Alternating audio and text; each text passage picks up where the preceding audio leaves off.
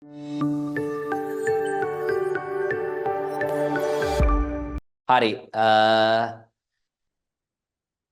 කොහොමද අවුරුදු හැපි New year හැපි New year ගෙවිලා ගියානේ.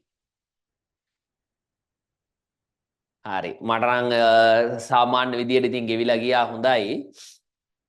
ඔයාලට ප්‍රශ්නයක් නැහැ හොඳින් ගෙවිලා ගියා. හරි එතකොට අලුත් අවුරුද්දේ ඔන්න අද 5 වෙනිදා අපි ජනවාරි 5 අද අපි මේ කතා කරන්නේ පුතේ මානුෂ පොඩ්ඩක් ගන්න. මොකද ගිය සතියේ මානුෂ කරන්න බැරි වුණා. ඒ නිසා මානුෂ පොත පොඩ්ඩක් ගන්නකෝ.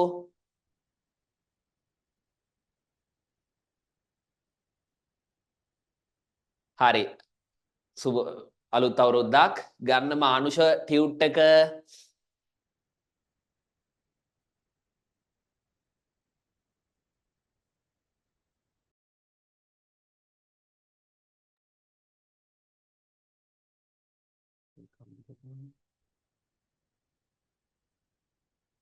හා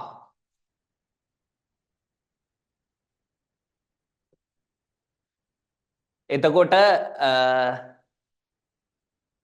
මේ මානුෂ භූගෝල විද්‍යාවේ ඔයා පෙරලා ගන්න පුතේ පෙරලා ගන්න 15 වෙනි පිටුව 15 වෙනි පිටුව පෙරලා ගන්න. 15 වෙනි පිටුව පෙරලා ගන්න. හරිද? 15 පෙරලා ගත්තද?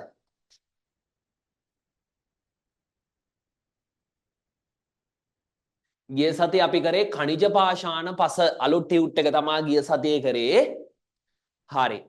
අපි නවත්තලා තියෙනවා ඔයාලගේ පේපර්ස් ඇවිල්ලා තියෙනවා අදත් ගොඩක්.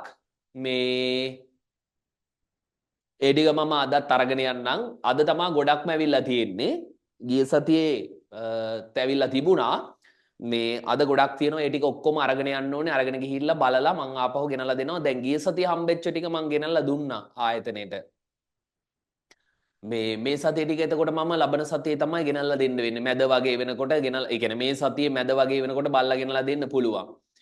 එතකොට ඔයාට වයි ඇතුලේ වෙන තව ඇම්බියුලොප් එකක් දාලා ඒ සමාන මුද්දරයක් කලවලා එව්වනේ ඔයානේ. මේ හරි. එතකොට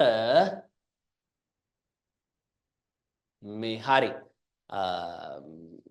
උත්තරවල මං අඩුපාඩු ඔයාලට ලියලා එවන්නම්. එතකොට ඔයාලට බලා ගන්න පුළුවන් කොහොමද උත්තරයකට ඒ කියන්නේ උත්තරයක් ගොනු කරන්න කියලා ප්‍රශ්නයකට නේද?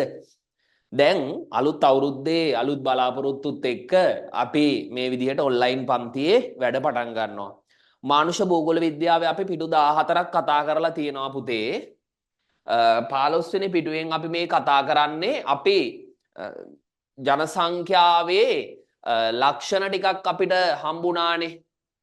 ලෝක ජනසංඛ්‍යාවේ මෙන්න මේ ලක්ෂණ ටික තමයි අපි සාකච්ඡා කරන්නේ.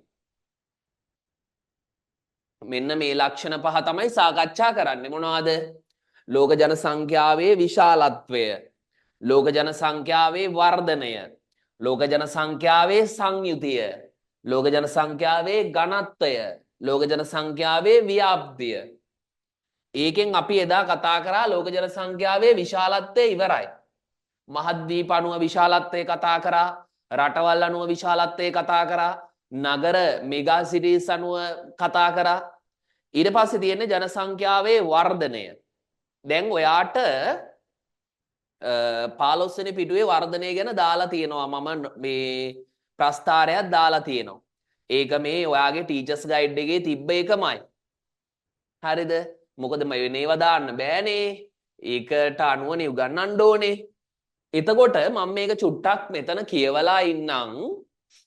ලෝක ජනසංඛ්‍යාවේ වර්ධනය කියලා කිව්වහම මේ වැඩි වෙන එක විතරක් නෙවෙයි ජනසංඛ්‍යාව.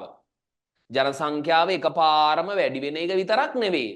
එහෙනම් අඩු වෙන්නත් පුළුවන්, වැඩි වෙන්නත් පුළුවන්, ඒකාකාරීව තියෙන්නත් පුළුවන් ජනසංඛ්‍යාව. ඔයාලට මේ පාඩමෙන් පස්සේ තියෙනවා පාඩමක් ශ්‍රී ලංකාවේ ජනසංඛ්‍යාව කියලා. ඒකෙදි මේ පොයින්ට්ම කතා කරනවා. ලංකාව මට්ටමින් මේකේවම කතා කරනවා. එතකොට පුතේ ජනසංඛ්‍යාවේ වර්ධනය කියලා කියන්නේ ඉතිහාසයේ ඉඳලා අද දක්වා ජනසංඛ්‍යාවට මොකද උනේ කියලා තමයි ඒකෙන් අදහස් කරන්නේ. සමහර වෙලාවට ජනසංඛ්‍යාව වැඩි වෙන්න පුළුවන්, ජනසංඛ්‍යාව අඩු වෙන්න පුළුවන්, ඒකාකාරී මට්ටමක තියෙන්නත් පුළුවන්. කිසිම ප්‍රශ්නයක් නැහැ. ඉතින් මේ ජනසංඛ්‍යාවේ වර්ධනයේ කැපී පෙනෙන අවධි දෙකක් හඳුනාගත හැකි බවයි. එනම් ලෝක ජනගහනයේ මන්දගාමී වර්ධනයක් පැවති අවධිය. මෙම අවධිය ක්‍රිස්තු පූර්ව 8000 සිට ක්‍රිස්තු වර්ෂ 1650 දක්වා කාලයයි කියලා තියෙනවා. ඔයා එතනින් වරහන් ඇතුලේ දාගන්න 1650 කියන තැන දාගන්න 1750 කියලා. ක්‍රිස්තු පූර්ව 8000 ඉඳලා 1750 දක්වා වුණත් මන්දගාමී අවධියක් තමයි තිබ්බේ. මන්දගාමී කියන්නේ ගොඩාක් අඩු මට්ටමක් තමයි තිබ්බේ. මෙහෙම ජනසංඛ්‍යා ප්‍රමාණයක් තමයි ඉඳලා තියෙන්නේ. ගොඩක් අඩුයි මුල් කාලේ. හොඳට අහගෙන ඉන්න ඕනේ මේක මේ ජනසංඛ්‍යාව කියන්නේ මේවා තියරිනේ. දැන් අර බෞම පද්ධතිය නම් ආහාර දාම ආහාර ජාල ඒ වගේ ඒවා. khනිජ පාෂාණ පසනම් මහ පොළවේ තියෙන දේවල්. හැබැයි පුතේ මානුෂබල තියරිය ඔයා හොඳට පන්තියේදී අහගෙන ඉන්න ඕනේ. තේරුණාද? ඒකට ඔයා ලයිව් ක්ලාස් එකට සම්බන්ධ වෙන්න ඕනේ. රෙකෝඩින් බලලා මේක කරන්න බෑ. එදා දවසට වෙන මුකුත් දාගන්න එපා. මොකද දැන් මමත් එනවනේ සෑහෙන කැපකිරීමක් කරලා මොන ප්‍රශ්න තිබුණත් කොච්චර දුර වුණත් දැන් ගිය සතියේ කිලෝමීටර් 186ක් ඉඳලා ආවේ ඔයාලගේ ක්ලාස් එක කරන්න. ඒ වගේ අනිවාර්යෙන් ෆිසික් මේ කියන්නේ ඔන්ලයින් ලයිව් ක්ලාස් එකට ජොයින් වෙන්න ඕනේ. එතකොට ඒක ඔළුවෙනුත් නිදහස්. එදා වැඩෙත් කරගෙන. අනිත් එක පහසුයි වැඩේ. එතකොට අහගන්න එකක් තමයි ජනසංඛ්‍යාවේ මන්දගාමී අවධිය. ඒක සිද්ධ වෙලා තියෙන්නේ ක්‍රිස්තු වර්ෂ 750 දක්වා ක්‍රිස්තු පූර්ව 8000 ඉඳලා සිද්ධ වෙලා තියෙන්නේ. එතකොට මේ දෙවෙනි කතාව තමයි ලෝක ජනගහනයේ වේගවත් වර්ධනයක් ඇති වූ අවධිය. වේගවත් වර්ධනයට අපේ තව නමක් කියනවා ඝාතීය වර්ධනය කියලා. ඝාතීය වර්ධනය කියලා කියන්නේ වේගවත් වර්ධනයක් ඇති වූ අවධියට තමයි. ඒක කෑලි දෙකක් තියෙනවා. එකක් තමයි යුරෝපයේ ජනසංඛ්‍යා ස්ෆෝටනය. ස්ෆෝටනය කියන්නේ පිපිරෙනවා. එකපාර ජනසංඛ්‍යාව වර්ධනය වෙනවා. දෙවෙනි එක තුන්වන ලෝකයේ රටවල සිදු ජනසංඛ්‍යා ස්ෆෝටනය. ඒක උනේ 1950 ඉඳලා අද දක්වා. ඔයාට මං මෙන්න මේක ඇඳගන්න කියලා කිව්වා. මට මතක විදිහට මේක ඔයා ඇඳගත්තද?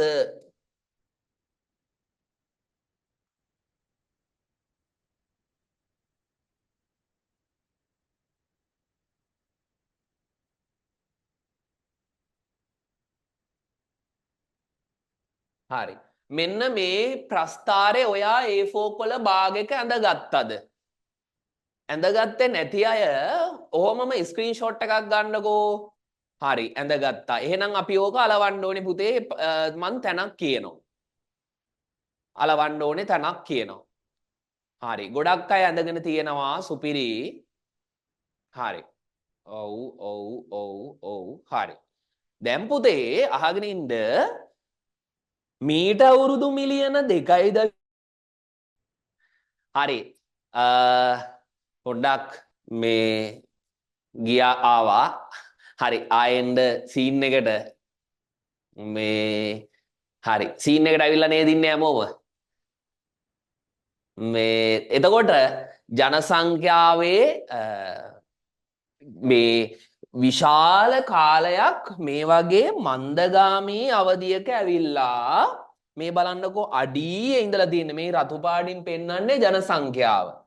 ගොඩාක් අඩියේ ජනසංඛ්‍යාව ඇවිල්ලා එකපාර මෙන්න ඝාතීය වර්ධනයක් ආරම්භ වෙනවා මොඩර්න් ඒජ් වලදී.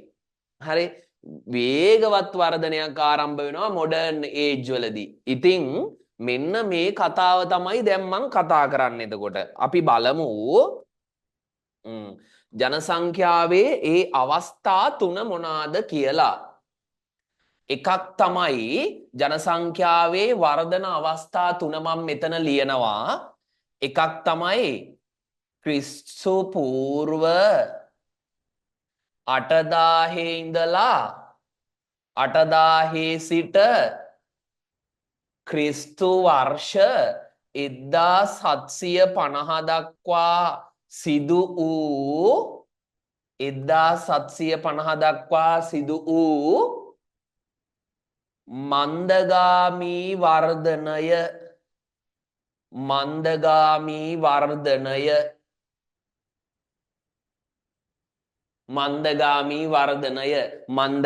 කියන්නේ මේ බලන්නකෝ ක්‍රිස්තු පූර්ව 8000 ඉඳලා ක්‍රිස්තු වර්ෂ 1750ට අවුරුදු කීයක් තියෙනවද කියන්න බලන්න ක්‍රිස්තු පූර්ව 8000 ඉඳලා ක්‍රිස්තු වර්ෂ 1750ට අවුරුදු කීයක් තියෙනවද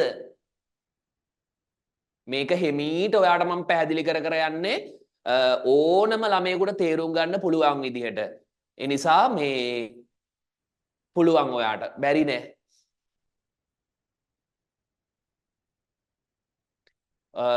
ඔව් මම පොඩ්ඩක් මේ දවස්වල රැප් සීන් එකේ ඉන්නේ අද රැප් සින්දුවක් කියනවා ඔයාලට හරි ඉස්සලා මේක කියන්නකෝ ක්‍රිස්තු පූර්ව 8000 ඉඳලා ක්‍රිස්තු වර්ෂ 1750ට අවුරුදු කීයක් තියෙනවද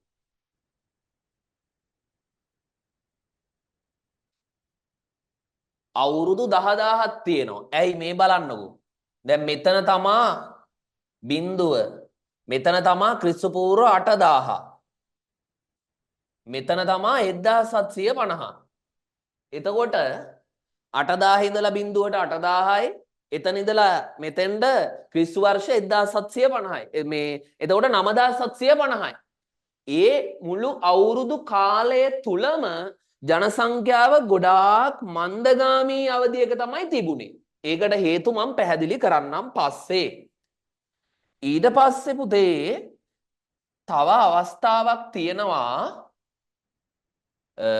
ජනසංඛ්‍යා ස්ෆෝටන අවධි දෙකයි ස්ෆෝටන අවධි දෙකකි ස්ෆෝටනයක් කියන්නේ පිපිරීමක් ස්ෆෝටන අවස්ථා දෙකයි එකක් තමයි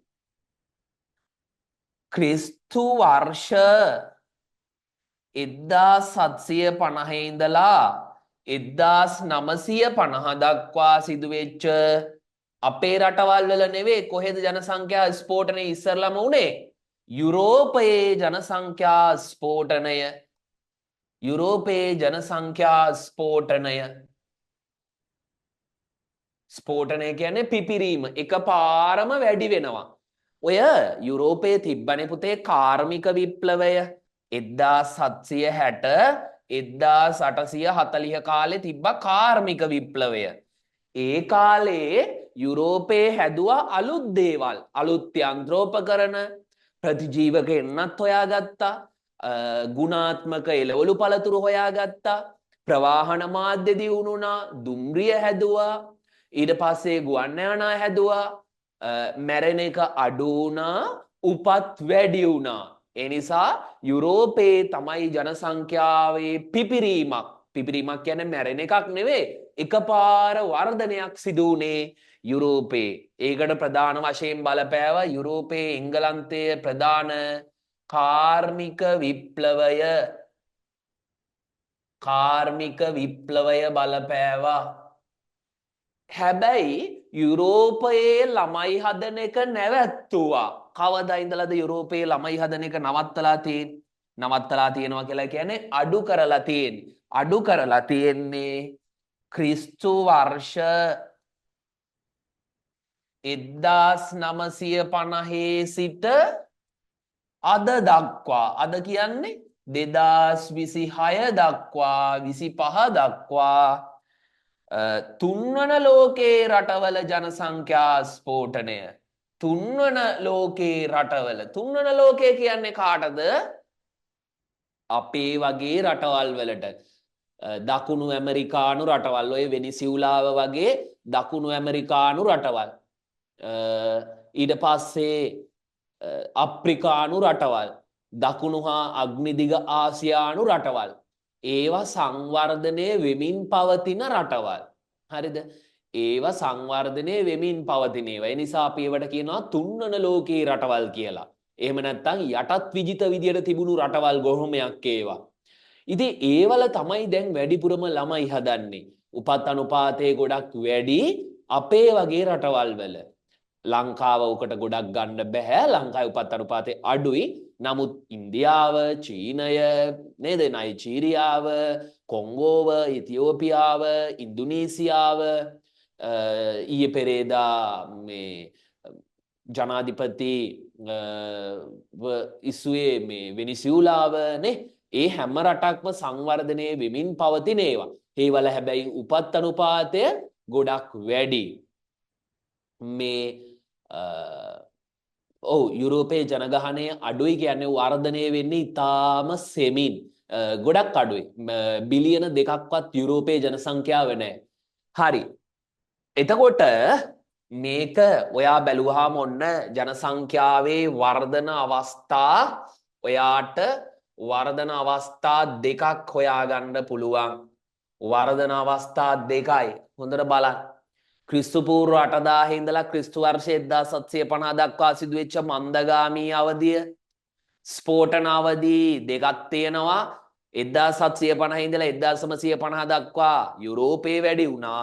එදා ඉඳලා මෙතන ඉඳලා අද දක්වා අපේ වැඩි වෙනවා. ඔන්න ඕවා තමයි ජනසංඛ්‍යාවේ ඔයාට මට කියලා දෙන්න තියෙන්නේ. එතකොට පුතේ මෙන්න ඒකට හොඳම උදාහරණය ලොකු කාලයක් ජනසංඛ්‍යාව මන්දගාමීව ඇවිල්ලා තියෙනවා. හැබැයි කෙටි කාලීනව වේගවත් වර්ධනයක් මේ බලන්නකො මේ පුංචි කාලයකදී වේගෙන් ජනසංඛ්‍යාව වැඩි වෙලා තියෙනවා. පුංචි කාලයකදී ජනසංඛ්‍යාව වේගෙන් වැඩි වෙලා තියෙනවා. අද ඉන්නවා ලෝක ජනසංඛ්‍යාව බිලියන 8.2කට ආසන්න පිරිසක්. ඒකෙන් බිලියන 6ක් විතරම සංවර්ධනය වෙමින් පවතින රටවල. අද 8.2ක් විතර ඉන්නවා. ඒකෙන් බිලියන 6ක් විතරම සංවර්ධනය වෙමින් පවතින රටවල, ඩිවලොපින් කන්ට්‍රීස් වල, තුන්වන ලෝකයේ රටවල, යටත් විජිත විදියට තිබිලා නිදහස ලබාගත්තු රටවල. ඕවල තමයි වැඩිම ජනසංඛ්‍යාවක් ඉන්නේ. හරි. ඔයා එතකොට මේ ප්‍රස්ථාරේ ස්ක්‍රීන්ෂොට් එකක් ගහගත්තද? ගිය සතියේ ඉස්සෙල්ලා සතියේ ආවේ නැති අය ඕක A4 කොළ භාගයක ලස්සනට අඳින්න ඕනේ. ඇඳලා තියාගන්න පාට කරගන්න අර ජනසංඛ්‍යාව වැඩි වෙන ආකාරය.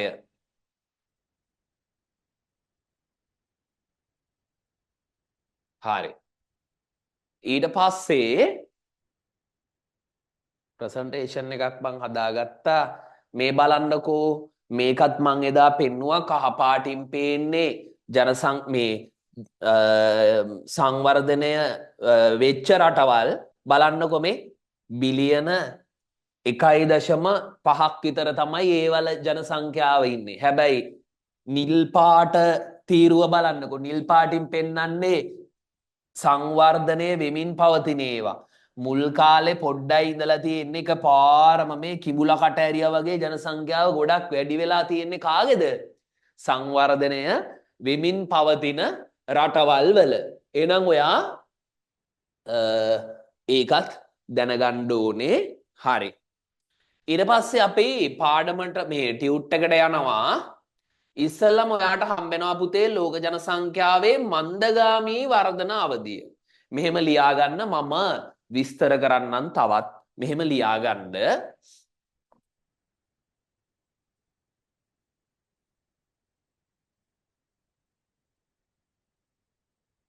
මන්දගාමී අවධිය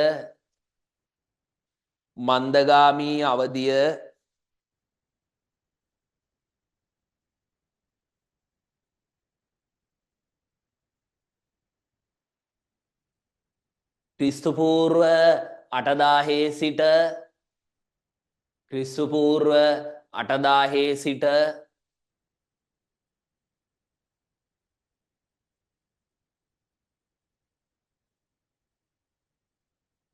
ක්‍රිස්තු වර්ෂ 1650 දක්වා ක්‍රිස්තු වර්ෂ 1650 දක්වා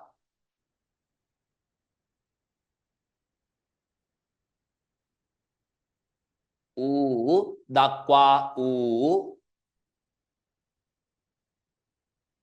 ආසන්න කාලය දක්වා වූ ආසන්න කාලය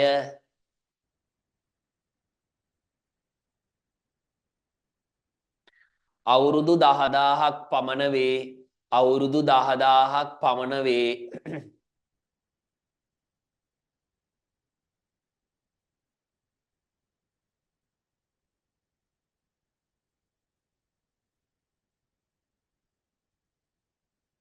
එම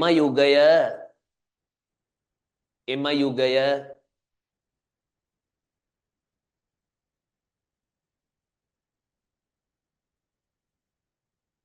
පූර්ව ශිලා යුගය හා පූර්ව ශිලා යුගය හා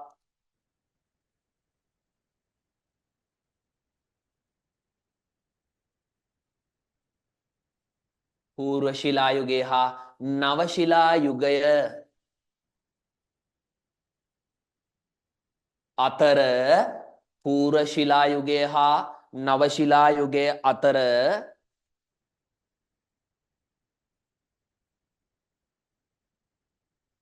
ගත වූ කාලයයි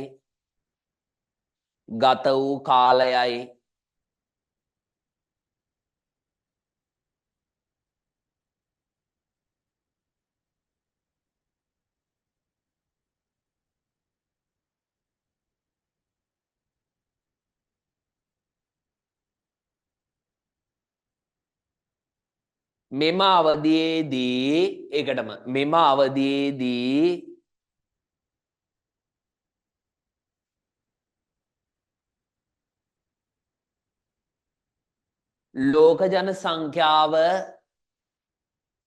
ලෝක ජන සංඛ්‍යාව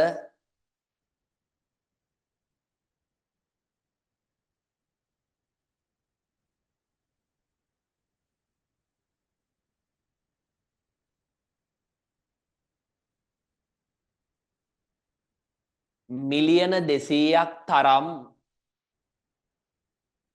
සුළු අගයක් විය මිලියන 200ක් තරම්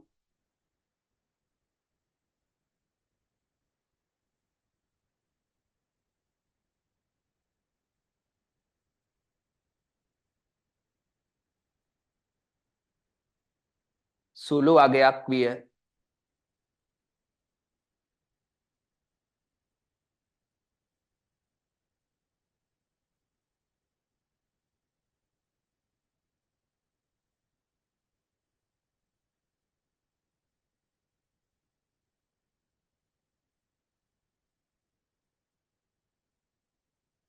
සුළු අගයක් විය ඒ අනුව වාර්ෂිකව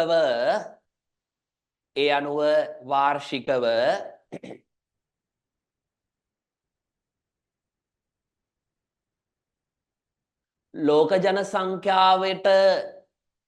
ජන සංඛ්‍යාවට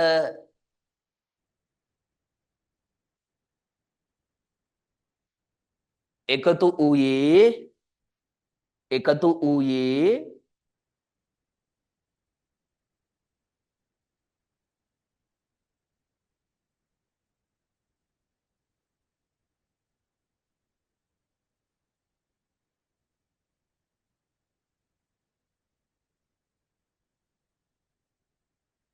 තිස් දහසක් 50,000ක් අතර පිරිසක් පමණි. 30,000ක් 50,000ක් අතර පිරිසක් පමණි.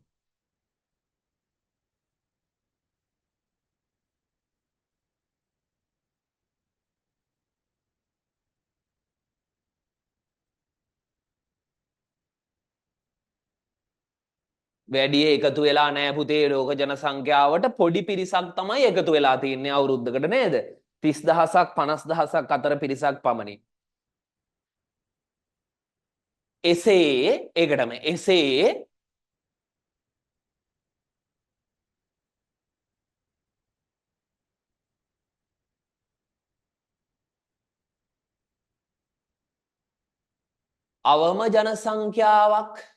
අවම ජන සංඛ්‍යාවක්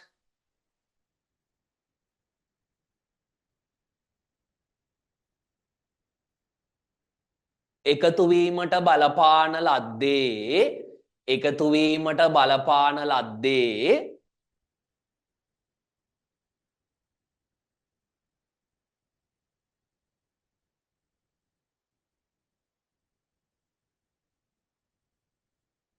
එම කාලයේදී පැවති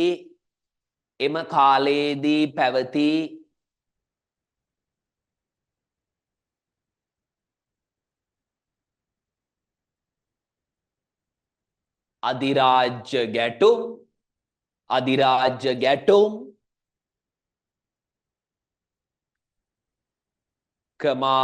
වසංගත රෝග ව්‍යාප්ත වීම වසංගත රෝග ව්‍යාප්ත වීම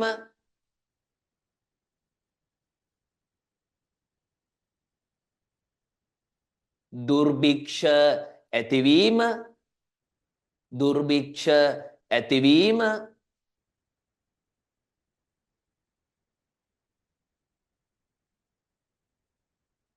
සාගත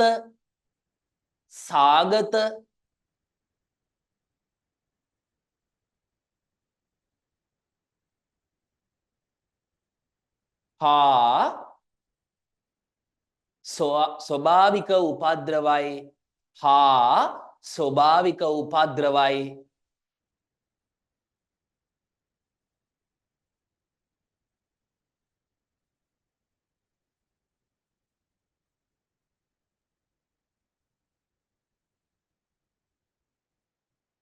මේ අනුව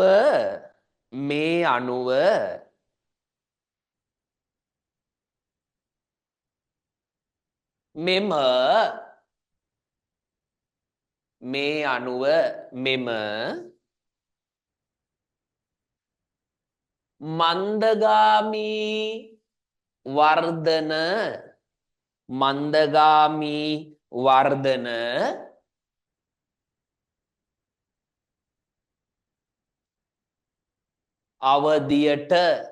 මන්දගාමී වර්ධන අවධියට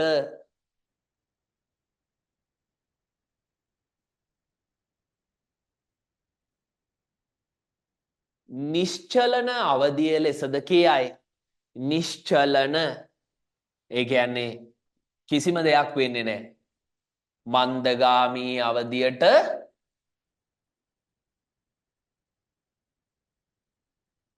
නිශ්චලන අවධිය ලෙසද කියයි. නිශ්චලන අවධිය ලෙසද කියයි.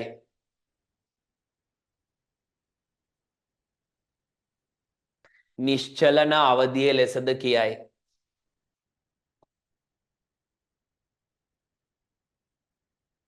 හරි. එහෙනම් ඒ කියන්නේ එක ගානට යනවා එක පාර වැඩි වෙන්නෙත් නැහැ අඩු වෙන්නෙත් නැහැ. මේ බලන්න ජනසංඛ්‍යාව මුකුත්ම වෙන්නේ නැහනේ. මුකුත්ම වෙන්නේ නැති එකත් ප්‍රශ්නයක්. මේ ගොඩාක් අඩුයි ජනසංඛ්‍යාව. නිශ්චලන අවධිය කියලා කියන්නේ වැඩි වෙන්නෙත් නැහැ අඩු වෙන්නෙත් නැහැ ආය වැඩි වෙන්නේ නැහැ මුකුත් වෙන්නේ නැහැ. එක ගානට ගොඩාක් අඩුයි මේ. දැන් සාමාන්‍යයෙන් පුතේ මෙතන නෙමේ ජනසංඛ්‍යාව බිලියනය වෙන්නේ මෙතන තමා බිලියන 1. මෙතන තමා ජනසංඛ්‍යාව බිලියන 1. හැබැයි බලන්නකො මේ අවුරුදු මිලියන 2.5කට කලින් ඉඳලා තියෙන්නේ මෙච්චරයි. පොඩ්ඩ ප්‍රමාණයක්. අපි බලමු මීට අවුරුදු මිලියන නෙවෙයි මීට අවුරුදු 8000කට කලින්. මීට අවුරුදු 8000කට කලින් මෙන්න මෙතන. ඒත් පොඩ්ඩයි ඉඳලා තියෙන්නේ.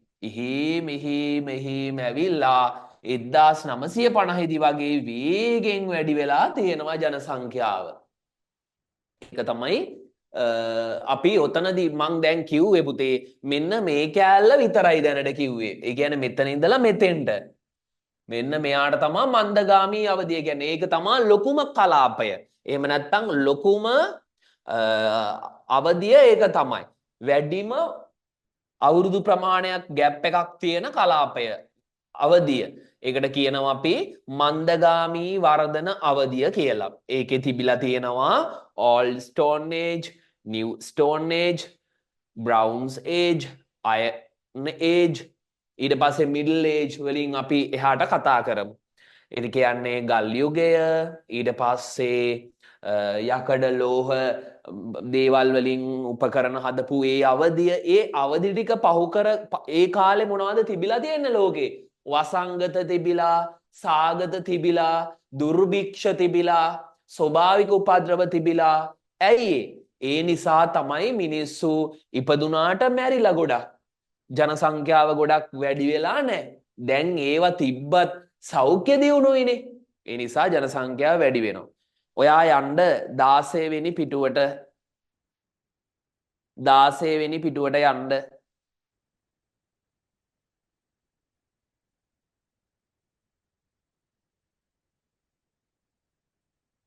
හරි. දුර්භික්ෂ කියලා කියන්නේ පුතේ කණ්ඩ නැහැ, වතුර නැහැ. ඊට පස්සේ කාන්තාර ඇති වෙනවා, නියග ඇති වෙනවා. අන්න ඒවට තමයි දුර්භික්ෂ කියලා කියන්නේ. දැන් ආවේ අපි මානුෂ භූගෝල විද්‍යාව කරන්න පුතේ 16 වෙනි පිටුව පෙරලා ගන්න. අද ඉස්කෝලේ ගියාද ඉතින් ඕගොල්ලෝ? කවුද අද ඉස්කෝලේ ගියේ? ගියා.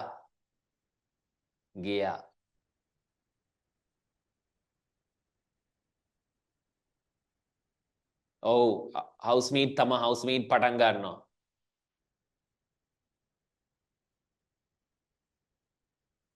යන්න ඉස්කෝලේ යන්න පුංචි කාලයනේ තියෙන්නේ. දැන් ඔයාලා දන්නවද මේ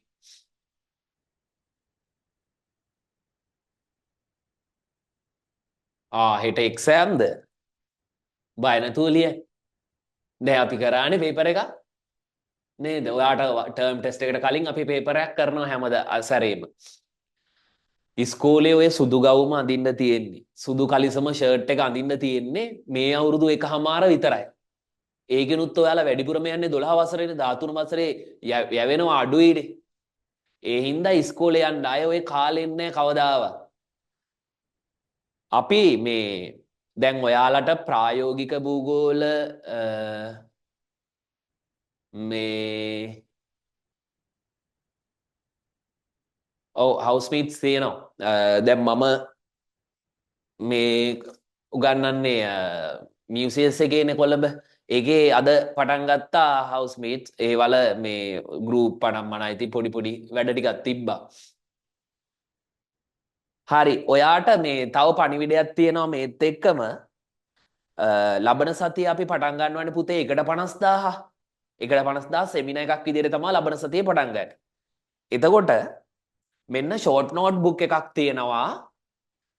මේකේ තියෙනවා භෞතික ලක්ෂණ ඔක්කොම. භෞතික ලක්ෂණ ටික මේකේ තියෙනවා ඔක්කොම. හොඳේ. භෞතික ලක්ෂණ කියන්නේ නිම්නය, නෙරුව, මද බෑවුම, දල බෑවුම, මොහොර බෑවුම, කඳු වැටි, රැලි බිම, කොත් කන්ද, කපොල්ල, ජල වහන රටා, ගන්ධඟර, දුනුවිල්, හැඩපළු ගංගාව, දියබෙත්ම, කලපුව, ගංමෝය, බොක්ක, තුඩුව, දූපත්, ඩෙල්ටාව. මෙන්න මේක එක ඔයාගේ ජෝග්‍රෆි වලට විශේෂයෙන් අර මැප් මාකින් වලට පාඩම් කරගන්න ඕනේ දේවල් ටිකක් දාපු පොඩි පෝස්ටර් එකක් එවනවා මේ පාඩම් කරන තැන අලව ගන්න. මේ පොඩි ෂෝට් නෝට් එකයි ඒ පාඩම් කරන තැන අලව ගන්න කොලයක් එවනවා. ලබන සතියේ පන්තියේන හැමෝටම එවනවා මේක. හරි. මේකේ පිටපැත්තේ තියෙන්නේ පොඩි නිසඳසක් දාලා තියෙනවා. මැරෙන්නේ කොහොමද? අම්මා අප්පච්චිගේ හීන හැබෑ කරන්නේ නැතිව එන්න අපි දුරින් නිදන් හීන පාට කරමු කියලා දාලා තියෙන්නේ. දැන් ඔයයි අපි දුරයිනේ. ඒත් මේක දුර වුණාට බෑ මේක කොහොම හරි ගහන්න ඕනේ ගේමනේ. ඒක තමයි එකෙන් දාලා තියෙන්නේ. මේ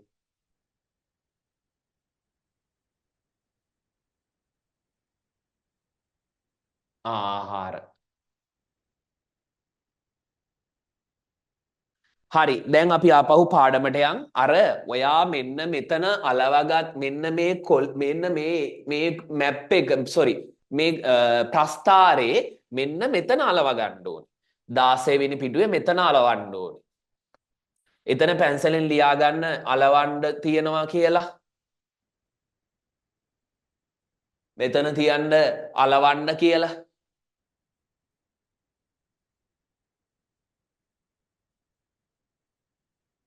හරි 16 වෙනි පිටුවේ මෙතන ඇති මේ ප්‍රමාණය මේ ලොකු කොලයක් වගේ නම් ඔයා ඇන්දේ ඒක නවලා මෙතන අලව ගන්න. ඒක ඔයාට ප්‍රයෝජනවත් වෙනවා පුතේ. හරි. ඊට පස්සේ අපි යනවා මෙතෙන්ට ක්‍රිස්තු පූර්ව 8000 සිට 1650 දක්වා කාලය. දැන් අර මන්දගාමී අවධිය පැනලා දැන් යුරෝපයේ ජනසංඛ්‍යා ස්ෆෝටනය දක්වා වූ කාලය ගැන තමයි දැන් කතා කරන්නේ.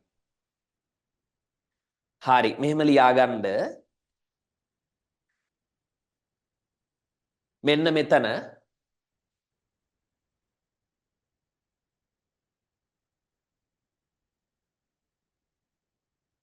16 වෙනි පිටුවේ ලෝක ජනසංඛ්‍යා ප්‍රමාණයේ මෙතන ලියන්න. ලෝක ජනසංඛ්‍යා ප්‍රමාණයේ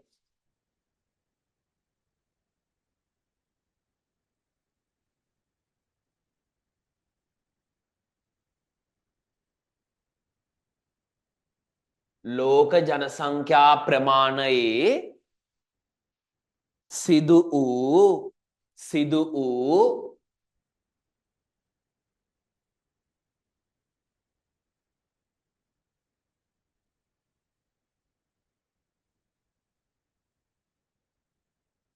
තවත් වර්ධන කාල සීමාවක් ලෙස තවත් වර්ධන කාල සීමාවක් ලෙස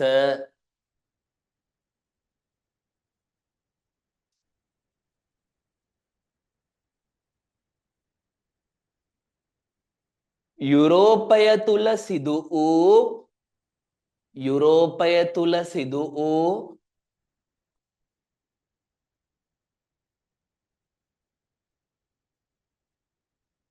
කාර්මික විප්ලවය හඳුනාගත හැකි වේ.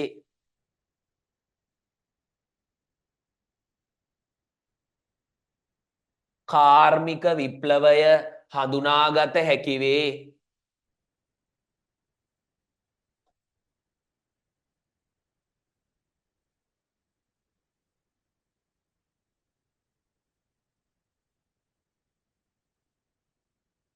ක්‍රිස්තු වර්ෂ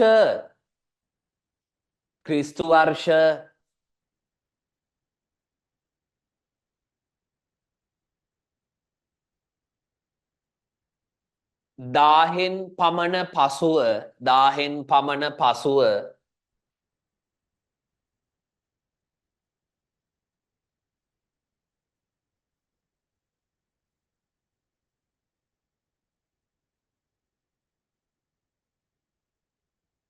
ලෝක ජනසංඛ්‍යාව වර්ධනය වූයේ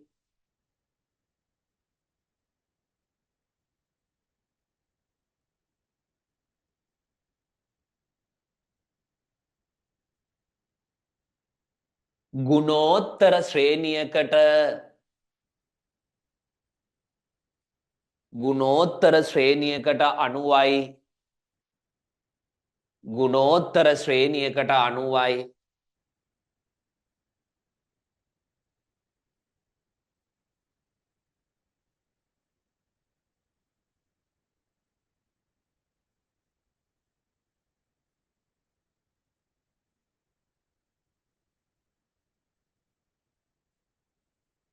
මෙහිදී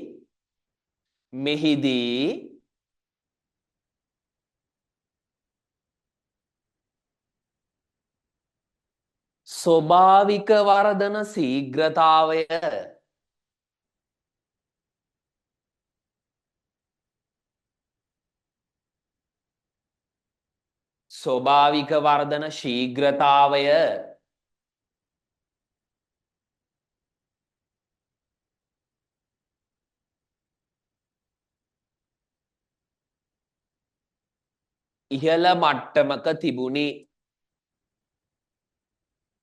ඉහළ මට්ටමක තිබුණි.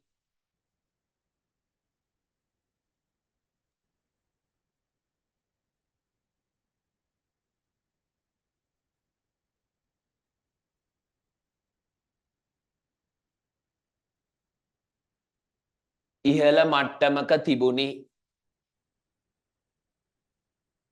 මේ යුරෝපය ගැන අපි කතා කරන්නේ මේ මුල. ක්‍රිස්තු වර්ෂ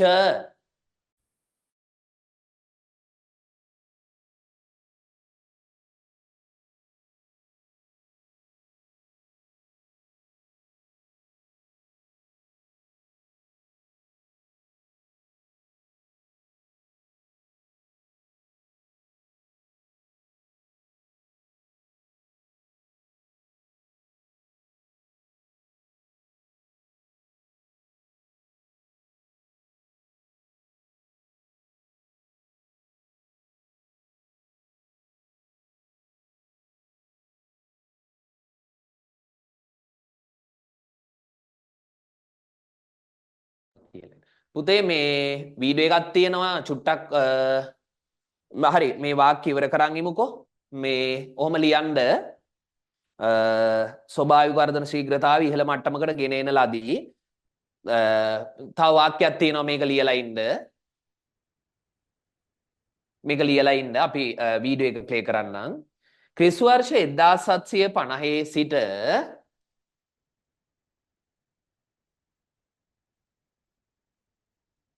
ක්‍රිස්තු වර්ෂ 1750 සිට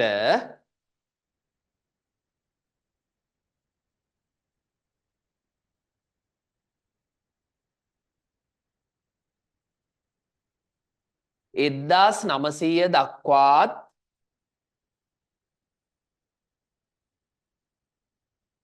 1900 දක්වාත්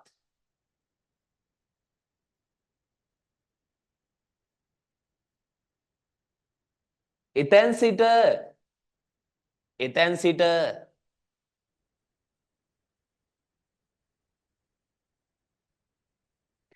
1950 දක්වාත් වර්ධනය වී 1950 දක්වාත් වර්ධනය වී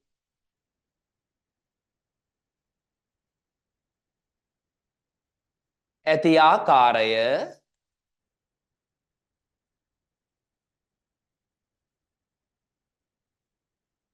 පහත වගුවේ දැක්වේ. පහත වගුවේ දැක්වේ. වීඩියෝ චුට්ටක් ඔන් කරලා 1750 සිට 1900 දක්වාත්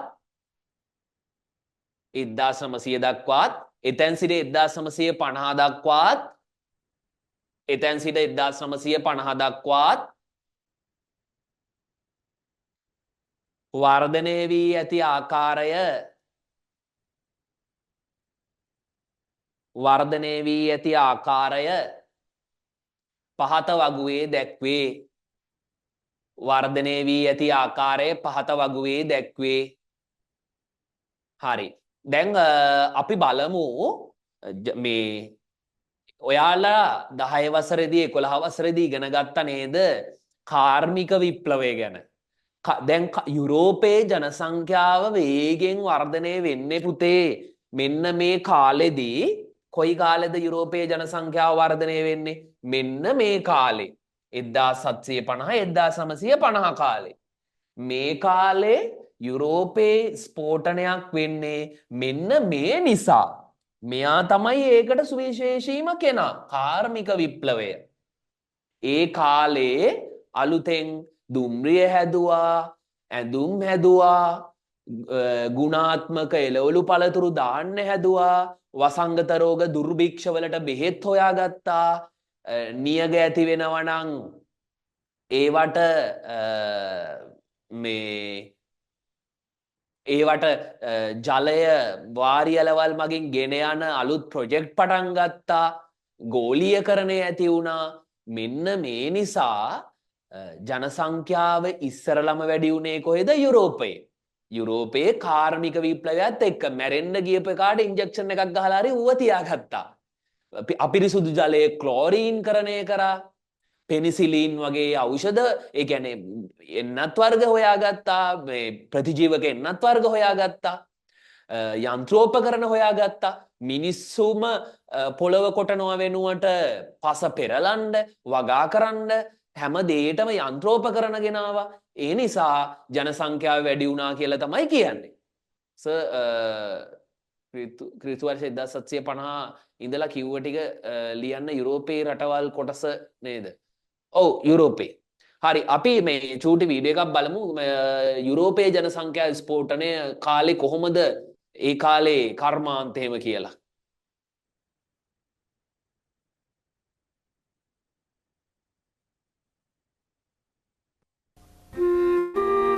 In the late 1700s, most people worked in the fields on land they did not own. Those who owned the land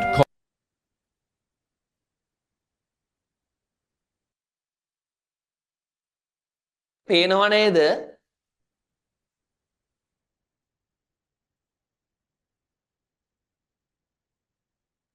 නෑ දැන් පේන්නේ නැහැ. කලින් පෙවුනේත් නැද්ද?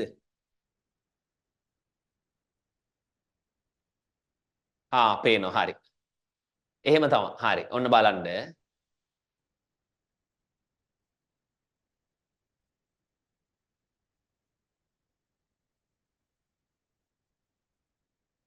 කළු පාටට. ඕ ඒක කළු සුදු එකක්නේ. called aristocrats lived refined lives in elegant manor houses. Servants raised their children and did their housework. The landowners and the people who worked for them depended upon each other. It was a system that had existed for centuries. In towns across England and the United States, a series of extraordinary innovations would alter the way people lived and worked for the next 150 years. Inventors had found new ways to harness nature's energy. They built new kinds of machines powered by water, steam, and coal. The new machines replaced hand-powered tools. They did the same work, only cheaper and faster. Much of the work was done outside the home, in specially designed buildings, the first factories. Mechanization began in the textile mills of England, where one machine attached to a spinning wheel could do the work of 50 people. Fuel, clothing, and අතෙන් රෙදි වියනවා වෙනුවට ඔක්කොම machine ආවනේ. එතකොට මේ ඇඳුම් එකපාර මැහුවා. පස බුරුල් කරන්න උදැල්ල වෙනුවට වෙනම කම්බයින් හාවෙස්ටර් මැෂින් ආවා. ඒකත් එක්ක වැඩි එළවලු පළතුරු දාන්න ප්‍රමාණයක් වෙළඳපොළට ආවා. ඔන්න ඔය වගේ මේ කතාවක් තමයි තියෙන්නේ. Food all became more affordable. With the development of locomotives and steamboats, manufactured goods could now be sold halfway around the world. Families moved from the villages of their ancestors to new industrial towns. And a new class of people emerged, workers who produced goods. Industrialists, the people who owned the factories, employed hundreds, sometimes thousands of people. And they made enormous profits in their industrial centers. But while the Industrial Revolution brought wealth to some and jobs for others, it came with a price tag. Pollution from coal-powered factories turned the cities black. Lack of housing created the first urban slums. And the demand for more and more goods and higher profits brought the exploitation. හරි. එතකොට ඔන්න ඔහොම ඉතින් වේගෙන් හැමදේම දැන් ඕකේ රෙදි මහන එකක් තමයි තියෙන්නේ හැමදේම වේගෙන් වර්ධනය වුණා. හරි. ඊට පස්සේ පුතේ මේ ඔයාට මම කියලා තියෙනවා නේද ජනසංඛ්‍යාව වර්ධනය වී ඇති ආකාරයේ පහත වගුවේ දැක්වේ කියලා. මේ ඒ වගුව අපි මෙතන අයිනෙන් දාගමු. ඔයාට 16 වෙනි පිටුවේ ඉඩක් තියෙනවා. මෙන්න මෙතන යුරෝපා රටවල සිදු වූ ජනසංඛ්‍යා ස්ෆෝටනය කියලා තියෙන්නේ. එතන අයිනෙන් ගැහුවත් කමක් නැහැ. මෙන්න මේ හරියෙන් පටන් ගන්න ගැහුවත් කමක් නැහැ.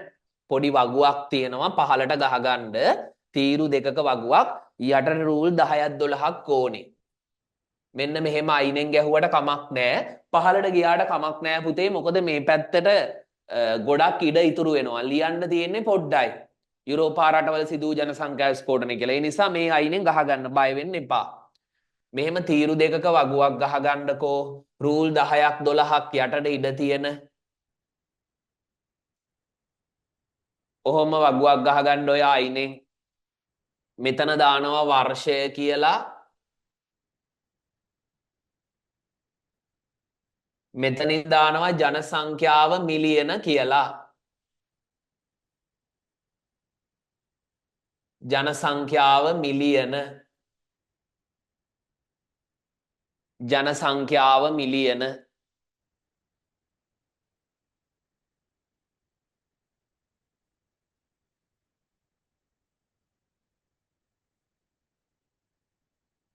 එද්දා 750 එද්දා 800 එද්දා 850 ඔයාලා පුරවන්නටක් ගාලා 1900 1950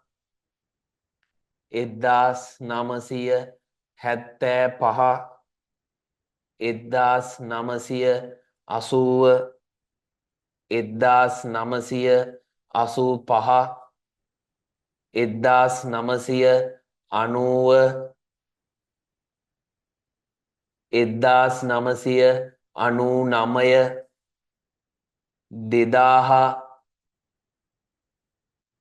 2007 ඊට පස්සේ 2019 ඊට පස්සේ 2022 අවුරුදු ටික පේනව නේද පුතේ? මම මිලියන ලියාගෙන යන්නම් වෙන පෑනකින් ලියන්නම් නේද? දම් පාටින් ලියන්න. 800යි 1000යි 1300යි මිලියන හොඳේ 1700යි 2500යි 4075යි 80 4450යි 4450යි 85 4850යි 1990 5300යි 99 5700යි 2000 6000යි 2007 6662යි 7900යි 8000යි. හරි. පේන්නේ නැත්තම් කියන්න.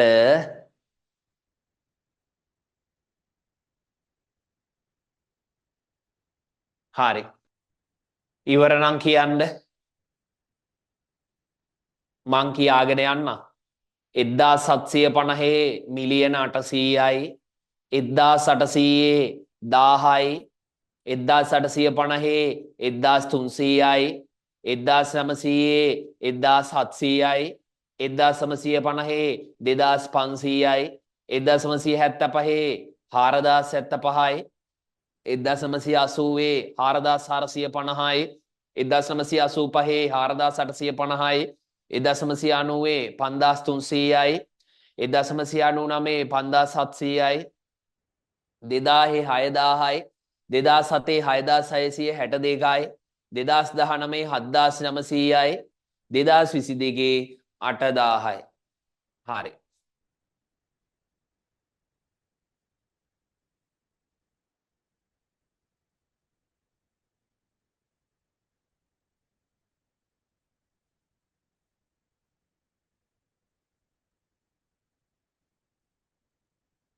සංගණනය කරන්නකොට අම්මට බබෙක් හම්බ වෙන්න හිටියොත් ඒ බබාවත් ගන්නවද කියලා අහනවා.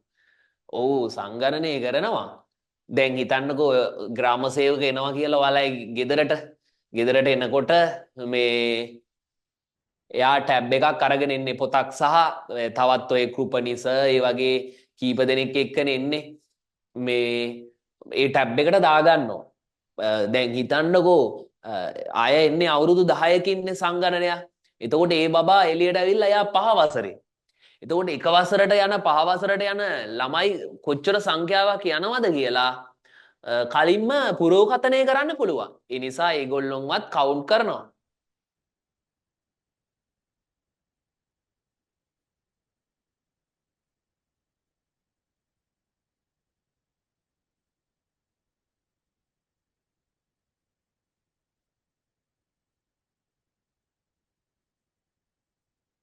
හරි. මේ යුරෝපා රටවල ජනසංඛ්‍යා ස්ෆෝටනය මෙන්න මෙහෙම ලියාගන්න 16 වෙනි පිටුවේම යට කොටස මෙතන 2.3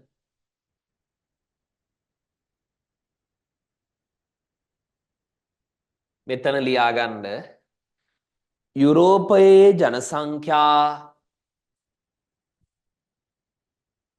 යුරෝපයේ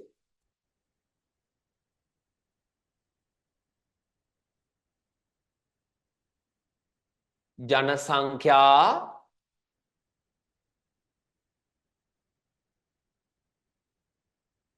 ස්ෆෝටනය තුල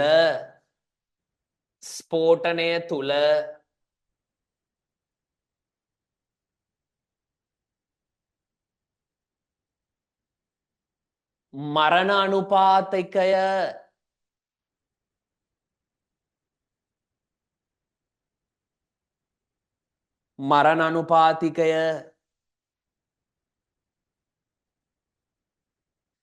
අඩුවීම හා මරණ අනුපාතිකයේ අඩුවීම හා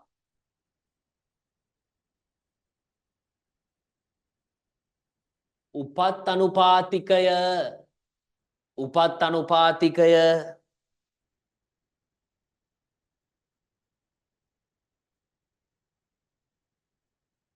ඉහළ යාම නිසා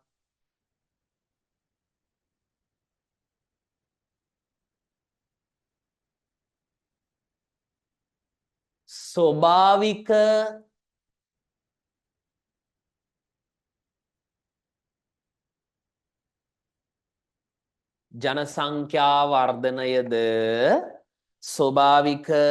ජනසංඛ්‍යා වර්ධනයද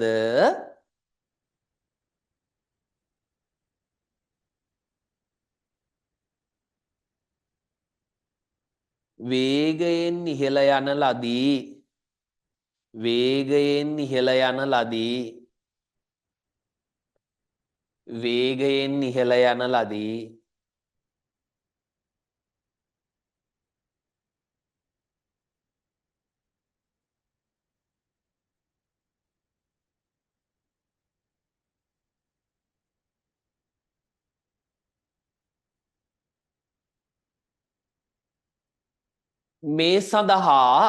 මේ සඳහා වේගයෙන් ඉහළ යන ලදී.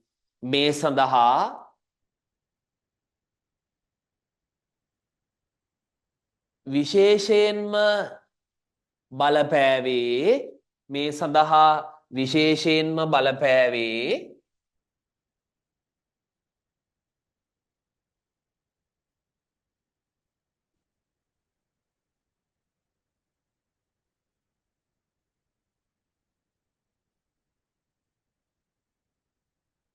එක්දාස් 840 අතර 1760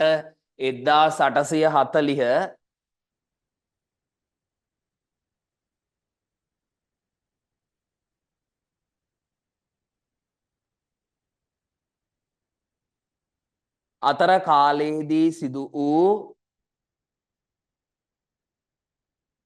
කාලයේදී සිදු වූ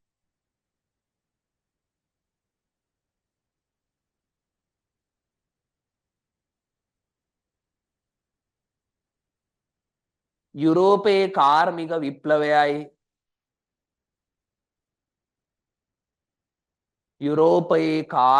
විප්ලවයයි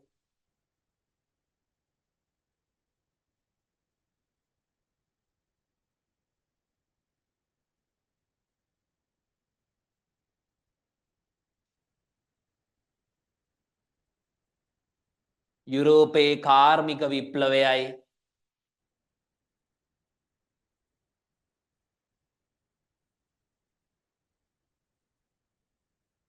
යුරෝපයේ කාර්මික විප්ලවයයි මෙම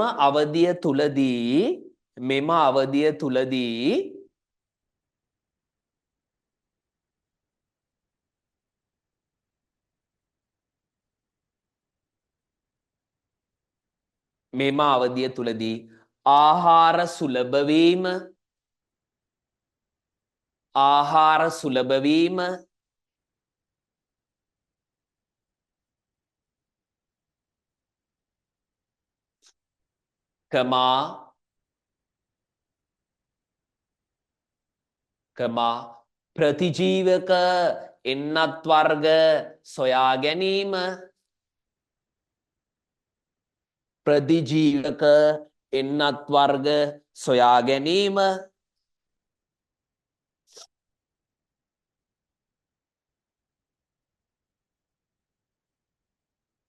ප්‍රතිජීවක එන්නත් වර්ග සොයා ගැනීම ආහාරවල ගුණාත්මක භාවය කමාදදාලියන් ආහාරවල ගුණාත්මක භාවය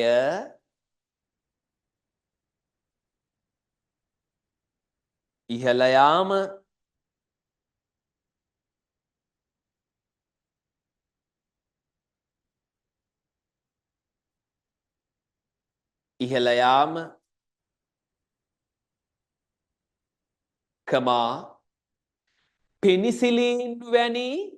පෙනිසිලින් වැනි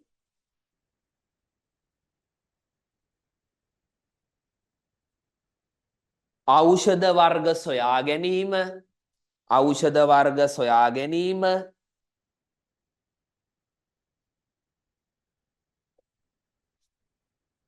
පෙනිසිලින් වැනි ඖෂධ වර්ග සොයා ගැනීම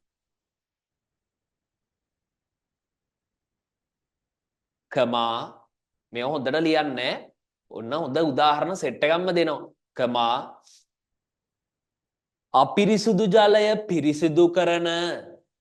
අපිරිසුදු ජලය පිරිසිදු කරන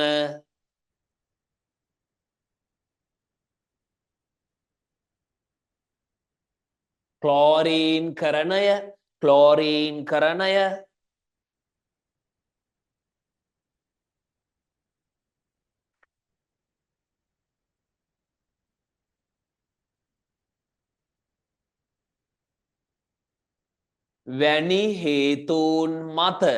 වැනි හේතූන් මත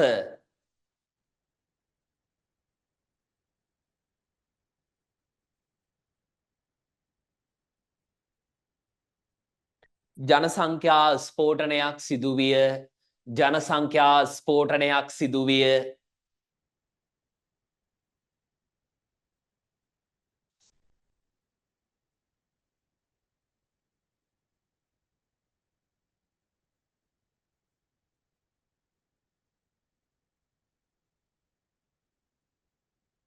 වෙනම ඡේදයකට යන්න ඒ අනුව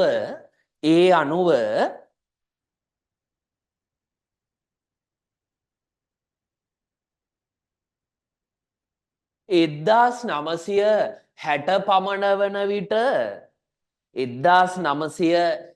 පමණ වන විට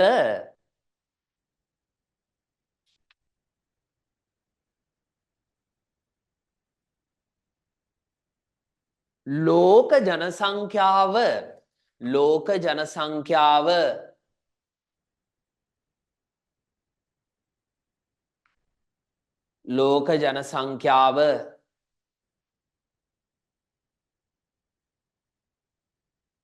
බිලියන 3ක් දක්වා වර්ධනය විය. බිලියන 3ක් දක්වා වර්ධනය විය. ඒ අනුව ලෝක ජනසංඛ්‍යාව බිලියන 3ක් දක්වා වර්ධනය විය. බිලියන 3ක් දක්වා වර්ධනය විය.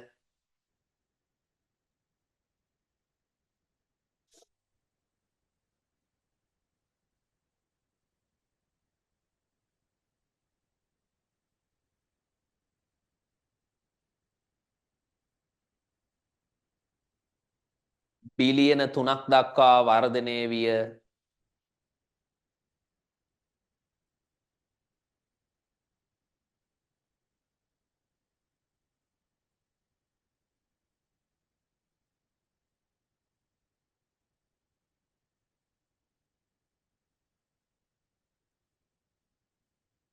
නමුත් වර්තමානයේදී ඒකටම නමුත් වර්තමානයේදී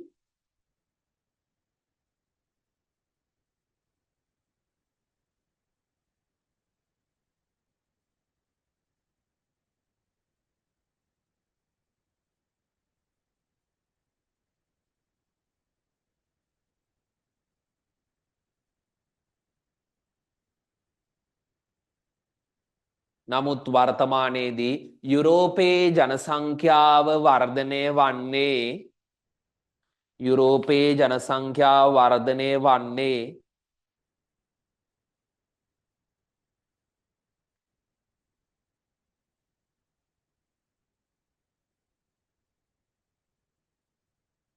සීයට එකටත් වඩා අඩු වේගයකිනි. 100ට එකටත් වඩා අඩු වේගයකිනි.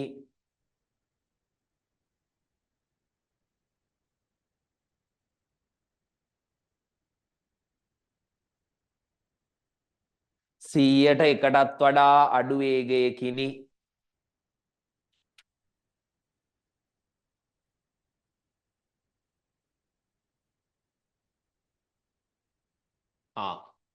සීයට එකටත් වඩා අඩු වේගයකින් ලුපුතේ දැන් යුරෝපයේ ජනසංඛ්‍යාව වැඩි වෙන්නේ උදාහරණ දාගන්න එතන මෙන්න මෙහෙම ජනසංඛ්‍යා වර්ධනය මේ එහා පිටුවට ගියා නම් ඒකේ ලිව්වත් කමක් නැහැ. මෙතන 17 වෙනි පිටුවේ ලියන්න එහෙම මුකුත් නැහැ මේ උඩ කෑල්ලේ. මෙතන ලිව්වත් කමක් නැහැ උදාහරණ කියලා දාලා ජනසංඛ්‍යා වර්ධන වේගය මම දෙන්නේ රුසියාවේ ජනසංඛ්‍යා වර්ධන වේගය 0.05යි 100ට. ඊට පස්සේ ඉතාලියේ පහළට ලියන්න ඉතාලියේ 0.13යි බලන්නකෝ ඍණාගයන්තියේ. ඊට පස්සේ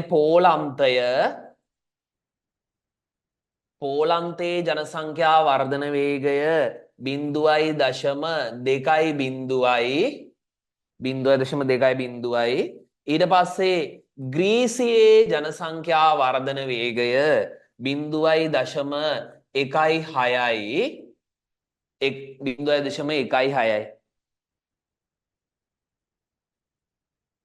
තව එකක් දාගමු ජර්මනියේ ජනසංඛ්‍යා වර්ධන වේගය 0.18යි. 0.18යි.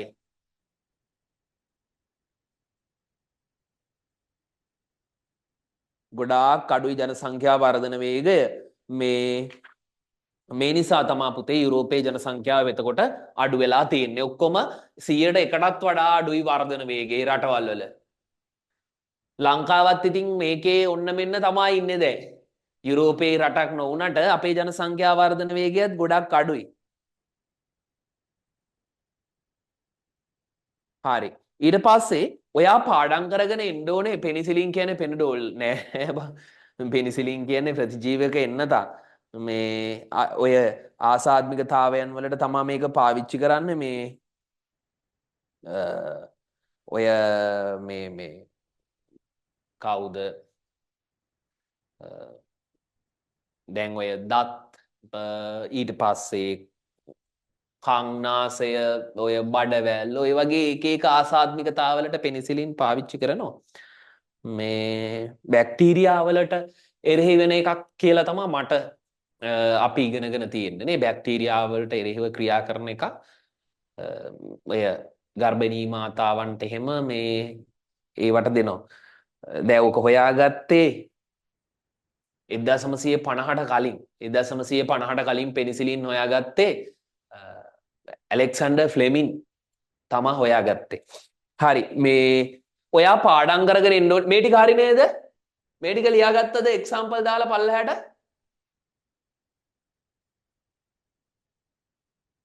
පෙනිසිලින් ඔය ඔක්කොටම කලින් හොයාගත්ත කෙනෙක් ඉන්නවා. කවුද දන්නවද? දුටුගැමුණු රජුරෝ. මොකද දුටුගැමුණු රජුරෝ යුද්ධයකට යනකොට මේ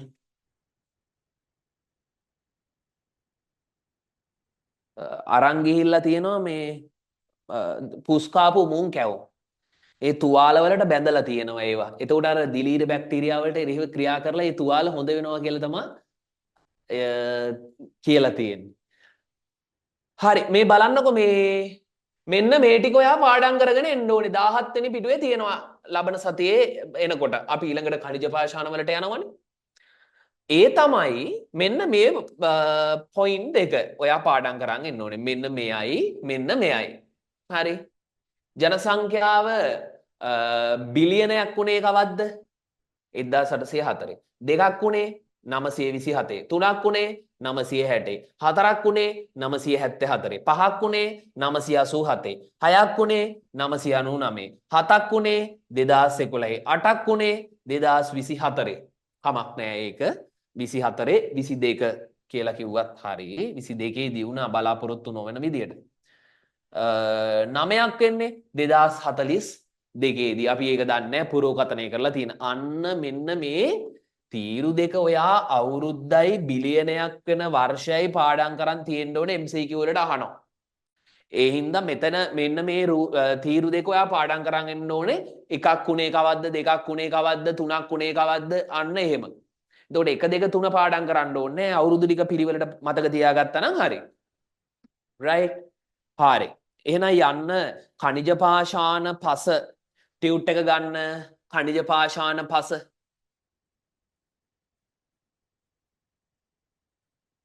අපි පාෂාණ වල තමයි ඉන්නේ.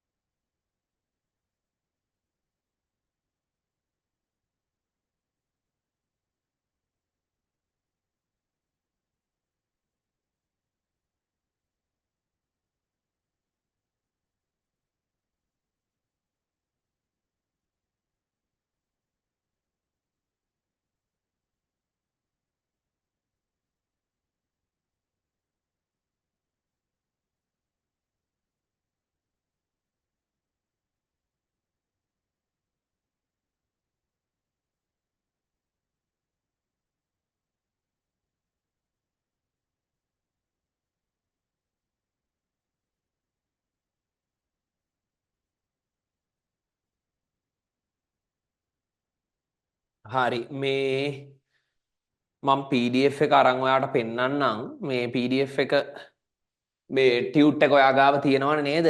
තුන්වෙනි පිටුව පෙරලා ගන්නකෝ මම ඒක පෙන්නන්නම් ඒක හොයනවා මේ හොයා ගන්න බෑ.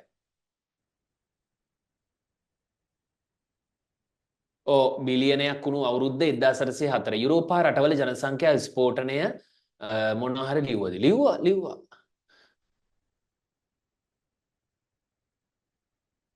කොහෙද ගියේ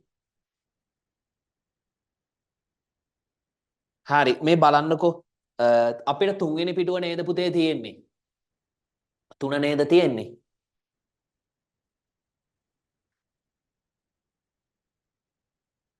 හරි පාෂාණ ගැන තමයි කතා කරන්නේ මම ගිය සතියේ පාෂාණ පෙන්නුවා මම මේ පාෂාණ බොක්ස් එක තියලත් ගියා මේ මෙතන තියලා තියෙනවා තාම ස්ටුඩියෝ එකේ මේ මම පෙන්වන්නම් ඒක දැන් අපි ගිය සතියේ කතා කරා පුතේ khනිජ ගැන ගිය සතියේ වැඩිපුරම කතා කරේ khනිජ ගැන එහෙම නැත්නම් අපි khනිජ වලට කියනවා මිනරල්ස් කියලා මම ඔයාලට ඒවා පෙන්නුවා khනිජ පෙන්නුවා මිනරල්ස් කියලා කිව්වා පාෂාණ කියන්නේ පාෂාණයක් ඇතුලේ khනිජ වර්ග දෙකක් හෝ කීපයක් නිර්මාණය වෙලා හැදෙන්නේ පාෂාණ මේ khනිජ තව khනිජ ඇතුලේ තියෙනවා මොනවද khනිජ ඇතුලේ තියෙනවා මූලද්‍රව්‍ය ගොඩාක් තියෙනවා මූලද්‍රව්‍ය ගොඩාක් එකතු වෙලා තමයි khනිජයක් හැදෙන්නේ හොඳේ පෘථුවියේ ශිලා ගෝලයේ විවිධාකාර පාෂාණ වලින් සමන්විත වේ අප හොඳින් හඳුනන වැලි මැටි ග්‍රැනිට් මැණික් ගල් අඟුරු හුණුගල් ලුණු ආදී සියල්ලම පාෂාණ වර්ග වේ පෘථුවි පෘෂ්ඨයේ මෙවැනි පාෂාණ වර්ග රැසකින් සමන්විත වේ වැලිමෙන් සියුම් වූද දියමන්තිමෙන් විනිවිද පෙනෙන සුළු ඌද හුණුගල්මෙන් ජලය උරා ගන්නා ඌද ඒ කියන්නේ ජලය උරා ගන්නවට අපි කියනවා සවිරාම වූ කියලා එක මේකේ තියෙනවා ග්‍රැනිට් මෙන් අපාරගම්‍ය ඌද අපාරගම්‍ය කියන්නේ ගොඩාක් ශක්තිමත් කියන එක ඝන ද්‍රව්‍ය පාෂාණවල අන්තර්ගත වේ ඒ අනුව පාෂාණවලේ විශේෂත්වය වන්නේ එහි ඇති ස්ඵටික ස්වභාවයයි දැන් ඔන්න සමහර පාෂාණ තියනවලු වැලිමෙන් සියුම් වූද ඔයාලගේ ගෙදර වැලි තියනව නේද මිදුලේ ඒවා අතට ඇල්ලුවාම සියුම්නේ ඒවත් පාෂාණ වර්ගයක් ඒවට අපි කියනවා අවසාදිත පාෂාණ කියලා දියමන්තිමෙන් විනිවිද පෙනෙන සුළුද සමහර දියමන්ති ඒවා තියෙනවා වැලිමෙන් සියුම් ඒවා තියෙනවා දියමන්ති වගේ එහා මෙහා පේන ඒවාත් තියෙනවා පෙනෙන සුළුද හුණුගල් වගේ වතුර උරා ගන්න ඒවාත් තියෙනවා හුණුගල් වලට වතුර උරා ගන්නවනේ ග්‍රැනිට් මෙන් ශක්තිමත් ඝන ද්‍රව්‍ය පාෂාණවල අන්තර්ගත වේ පාෂාණ නිර්මාණය වී ඇත්තේ khනිජ වර්ග සමූහයකිනි ලුණු මිනිරන් හුණුගල් මැණික් ක්වාට්ස් මයිකා යනාදී පාෂාණවල ඇති khනිජ වර්ග වේ මෙම වර්ග මූලද්‍රව්‍ය දෙකක් හෝ ඊට වඩා වැඩි ගණනක් සංයෝග වීමෙන් සෑදී ඇත මේ බලන්නකෝ මේතන මූලද්‍රව්‍ය තියෙනවා පුතේ 4-5ක් විතර මූලද්‍රව්‍ය 4-5ක් එකතු වෙලා khනිජයක් හැදෙනවා khනිජ වර්ග දෙකක් හෝ ඊට වඩා වැඩි ගණනක් එකතු වෙලා පාෂාණයක් හෙවත් රොක් එකක් ඇති වෙනවා රොක් එකක් හැදෙනවා ඒ khනිජ ඇතුලේ තියෙන මූලද්‍රව්‍ය තමයි silica aluminium calcium carbon oxygen magnesium nitrogen රන් රිදී තඹ ඒ වගේ ඒවාට අපි කියන්නේ මූලද්‍රව්‍ය කියලා දැන් ඔයා O level වලට ආවර්තිතාවග්ගව පාඩම් කරගත්තනේ ඒවත් මූලද්‍රව්‍යනේ නේද එතකොට මතකද දන්නේ නැහැ නේද දැන් හරි කොහොමරි කමක් නැහැ එහෙනම් ඔයාට ඔලුවට ගන්න ඕනේ මෙච්චරයි මූලද්‍රව්‍ය දෙකක් හෝ ඊට වඩා වැඩි ගණනක් එකතු වෙලා khනිජ හැදෙනවා khනිජ දෙකක් හෝ ඊට වඩා වැඩි ගණනක් එකතු වෙලා පාෂාණයක් හැදෙනවා ඒ වගේ පාෂාණ තියෙනවා පුතේ 3ක් මොනවාද ලෝකේ තියෙන ප්‍රධානම පාෂාණ වර්ග 3 ලෝකේ මෙච්චරයි තියෙන එකක් තමයි ආග්නේය පාෂාණ ආග්නේය කියලා කියන්නේ ගිනියම් වූ ආග්නේය පාෂාණ අවසාදිත පාෂාණ විපරීත පාෂාණ විපරීත පාෂාණ ඔන්න පාෂාණ වර්ග 3 ආග්නේය අවසාදිත විපරීත දැන් අපි ඉස්සරලම කතා කරමු igneous rock එහෙම නැත්නම් ආග්නේය පාෂාණ ගැන මෙන්න මෙතන නෝට් එක තුන්වෙනි පිටුවේ ආග්නේය පාෂාණ කියලා ඇති igneous rocks igneous කියලා කියන්නේ ගිනියම් වූ කියන එකේ අදහස ආග්නේය පාෂාණ අපි ආග්නේය පාෂාණ ටිකක් බලමුකෝ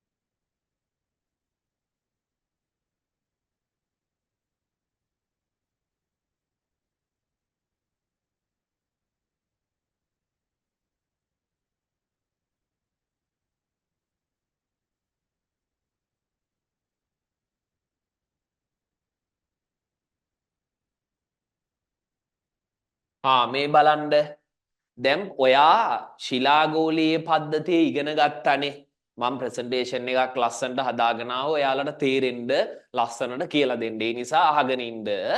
මේ තියෙන්නේ ගිනි කන්දක් විදාරණය වෙලා මැග්මා ගලාගෙන යන ඡායාරූපයක්. විදාරණය කියලා කියන්නේ ගිනි කන්දේ මුඛයෙන් ලාවා පිටට ගලාගෙන යනවට තමයි විදාරණය කියන වචනේ පාවිච්චි කරන්නේ. අපි ටිකක් සයන්ස් පැත්තට බරයිනේ අපේ සබ්ජෙක්ට් එක. එතකොට ඒ වචන ඔයා පාවිච්චි කරන්න. ජියොලොජි වචන තියෙනවා. මේ පරිසරයට සම්බන්ධ එන්වයරන්මන්ටල් ජියෝග්‍රැෆි තියෙනවා. ඒ වගේ විෂයක්නේ. එතකොට විදාරණය කියලා කියන්නේ ගිනි කන්දේ මුඛයෙන් ලාවා ගලාගෙන යන එකට. ඔයාට මතකද පුතේ අපි කතා කරා මෙන්න මෙහෙම තිබ්බා පෘථුවියේ මෙලේයස් ටික. ඒකෙන් මෙන්න මේ ඉහළ ප්‍රාවරණ කලාපයේ මැග්මා තිබ්බා. ඉහළ ප්‍රාවරණ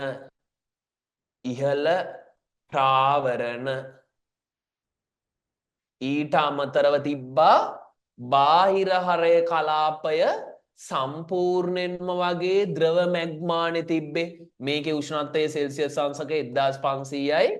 මේකේ උෂ්ණත්වය සෙල්සියස් අංශක 5000ට වඩා වැඩි.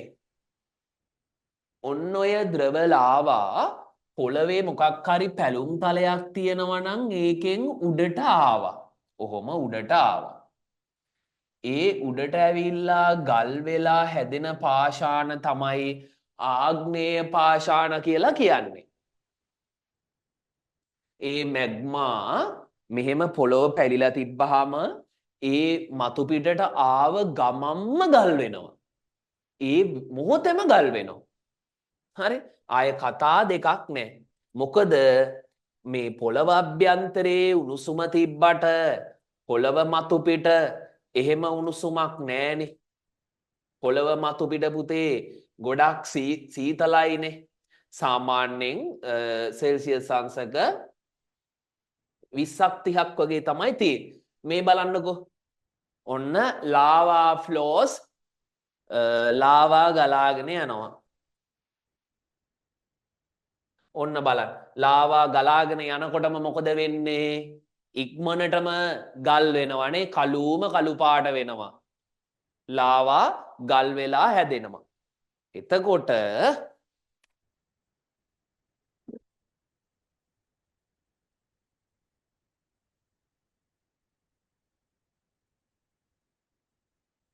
මෙන්න ලාවා ඝන වෙලා හැදෙන පාෂාණ තියෙනවා. මේවට කියනවා ආග්නේය පාෂාණ කියලා මෙන්න. ග්‍රැනයිට් තියෙනවා, චානොකයිට් තියෙනවා, බැසෝල්ට් තියෙනවා, ඇන්ඩිසයිට්, පෙරිඩෝටයිට්, ඩ්‍රැකයිට්, ඩියුනයිට් තියෙනවා. ඔය මැග්මා සිසිල් වෙලා ගල් වෙලා හැදිච්ච පාෂාණ තමයි මේ තියෙන්නේ ආග්නේය පාෂාණ වර්ග.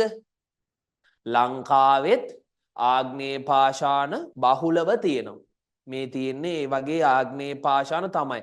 ග්‍රැනිට්, නැවකඩ ග්‍රැනිට්, චානොකයිට්, බැසෝල්ට්, ඔබ්සීඩියන්, ඒ වගේ ඒවා ගොඩාක් තියෙනවා. හරිද?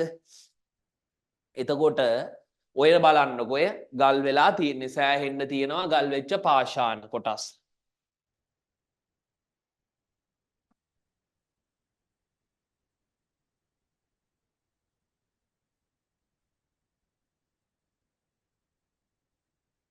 හරි.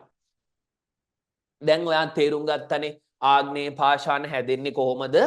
මැග්මා සිසිල් වෙලා තමයි ආග්නේය පාෂාණ නිර්මාණය වෙන්නේ. මැග්මා සිසිල් වෙලා තමයි ආග්නේය පාෂාණ නිර්මාණය වෙන්නේ. මෙහෙම ලියාගන්න 2.2.1 කියන තැන නෝට් එක.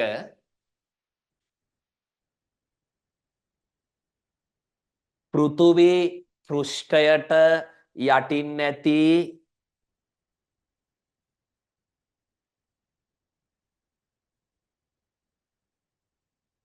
පෘථුවී පෘෂ්ඨයට යටින් නැති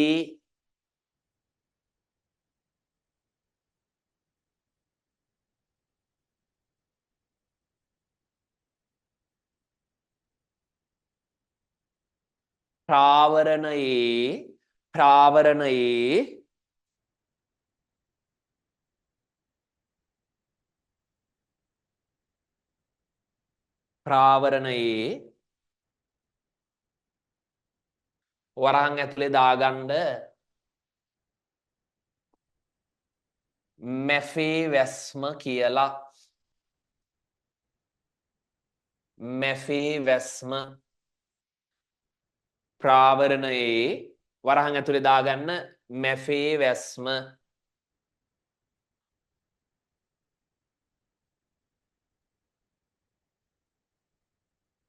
ප්‍රාවරණයේ සෙල්සියස් අංශක 1000කට වඩා වැඩි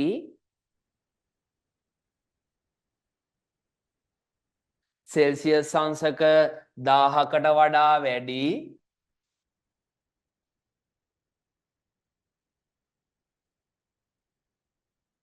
ඉහළ උෂ්ණත්වයක් තිබේ. ඉහළ උෂ්ණත්වයක් තිබේ.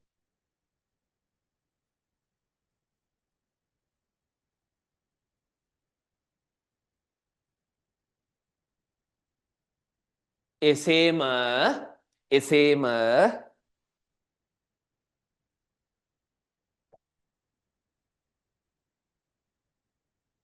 අන්තර්ගෝලය තුල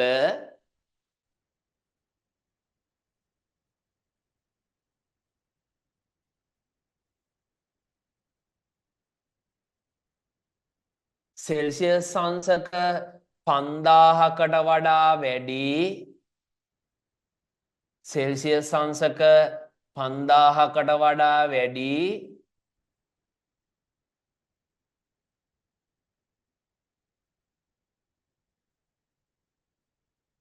උෂ්ණත්වයක් පවතී.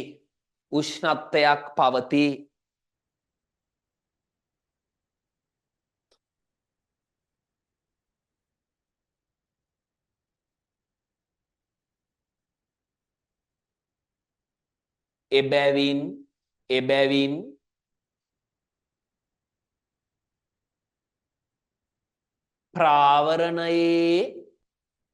ප්‍රාවරණයේ සමහර තැන්වලත්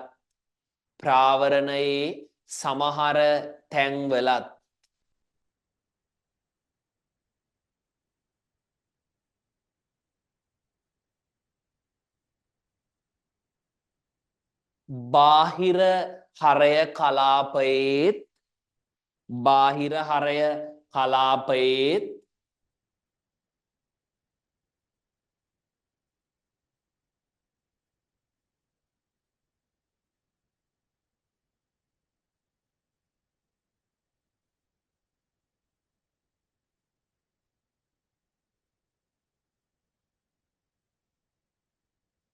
තැන තැන ඛනිජ හා පාෂාණ උණු වී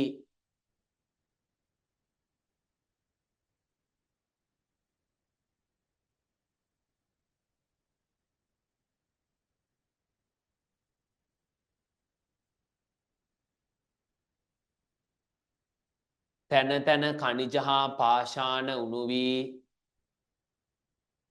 ද්‍රව මැග්මා සෑදී තිබේ. ද්‍රව මැග්මා සෑදී තිබේ.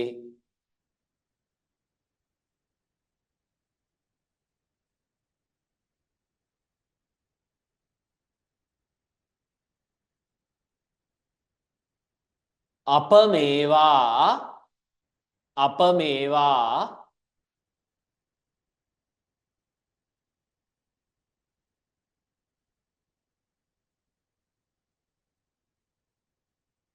ලාවා ලෙසද හඳුන්වයි. ලාවා ලෙසද හඳුන්වයි.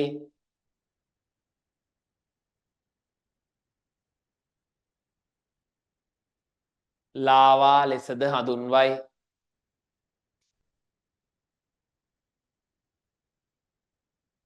ඒ ඡේදෙටම තාම ඔයාලා ඒ පිටුවේ නේද ඉන්නේ? මැග්මා හෝ ලාවා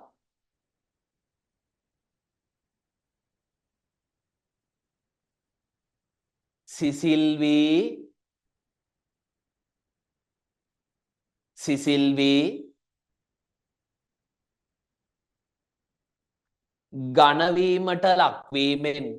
ඝනවීමට ලක්වීමෙන්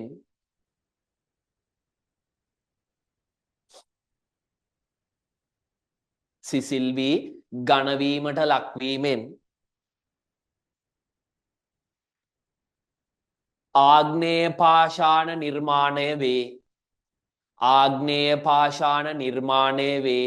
ලස්සනට මතක තියාගන්න ඕන ඕක පිළිවෙලට. ආග්නේය පාෂාණ නිර්මාණය වේ.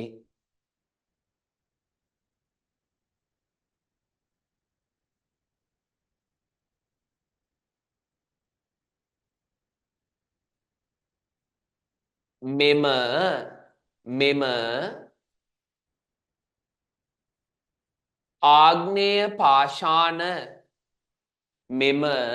ආග්නේය පාෂාණ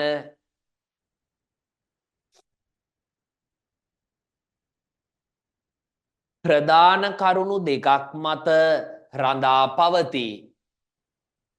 ප්‍රධාන කරුණු දෙකක් මත රඳා පවතී.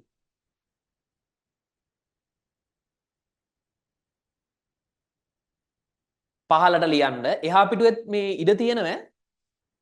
එහා පිටුවේ ලියන්න නැති තරමට හොඳයි. අපිට එතන අඳින්න එකක් තියෙනවා පුංචි. එක මැග්මා හෝ ලාවා ඝනවීමට හේතුව. මැග්මා හෝ හරි එහෙනම් අපි කොලේක හරි ඇඳලා ඔතනින් ආලෝ මොයි ගොඩක් ළමයි ස්ටිකි නෝට් තියාගන්නවා. ඒවල ওই චූටි චූටි රූප තියෙනවනේ. මම කියනකොට ඔය අඳින රූප ඒවා ලියලා ඒ නෝට් එකේ එතනින් අලව ගන්නවා. ඔයාලත් එහෙම පුරුදු වෙන්න මේ ඔය අර චූටි තියෙන ස්ටිකි නෝට් බුක් ඔයා ගෑල් ළමයි ගාව තියෙනවා. මේ කොල්ලෝ තමයි ඔක්කොම එකම එකේ ගොඩ ගහන්නේ. මේ අන්න ඒකක ලියලා අලවන්න තියෙන්නේ. හරි. පළවෙනි එක ලියාගන්න. මැග්මා හෝ ලාවා ඝනවීමට හේතුව. මැග්මා හෝ ලාවා ඝනවීමට හේතුව.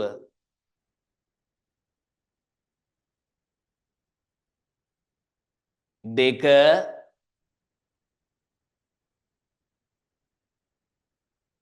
මැග්මාවල ඇති රසායනික සංයුතිය. මැග්මාවල ඇති රසායනික සංයුතිය.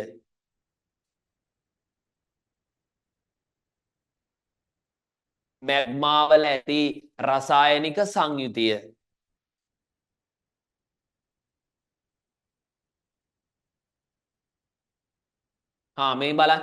මේ බලන්න ස්ක්‍රීන් එක.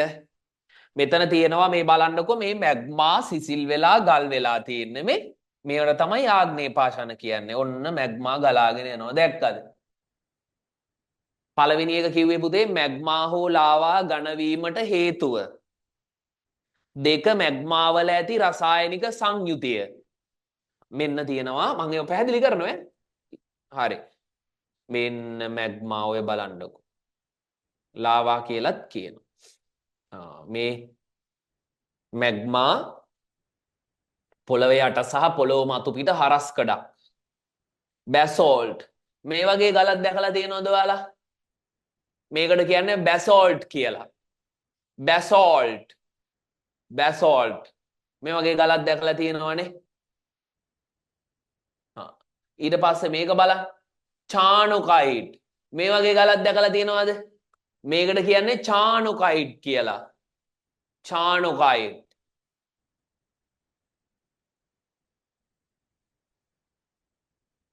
චානුකයිට්. ඔව් ඇඟට වැටුනොත් ඉතින් ඇසිඩ් වැටුණා වගේ තමයි දිය වෙලා වැක්කිරලා. ඇන්ඩිසයිඩ්. ඇන්ටිසයිඩ් නෙවෙයි ඇන්ඩිසයිඩ්. ඇන්ඩිසයිඩ්. ගැබ්‍රෝ. ගැබ්‍රෝ.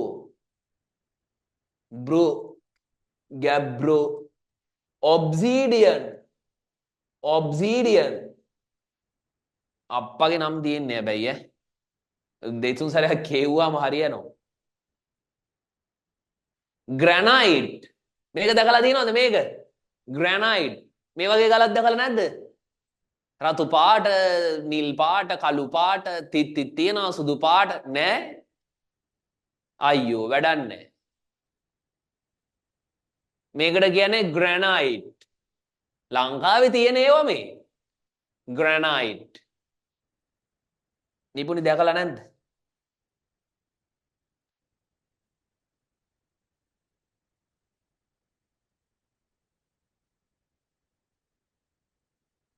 බැසෝල්ට්.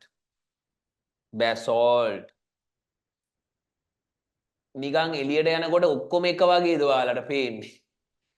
මෙන්න බලන්න මැග්මා මතු පිටට එනවා ඔය පොළොව අභ්‍යන්තරයේ ලොකු මැග්මා තටාකයක් තියෙනවා. ඒවා පොළොව මතු පිටට එනවා. හරි. ඔයා යන්න 4 වෙනි පිටුවට.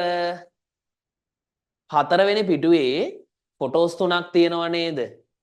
අන්නේ ෆොටෝස් වල නම් ලියා ගන්නකෝ.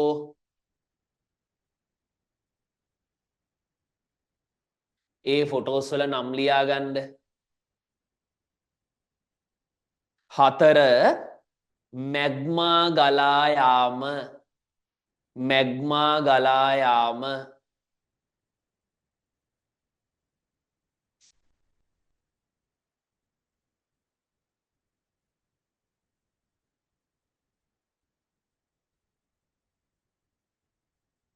ඊට පස්සේ 4 කියලා දෙනවා. ඒක 4 නෙවෙයි.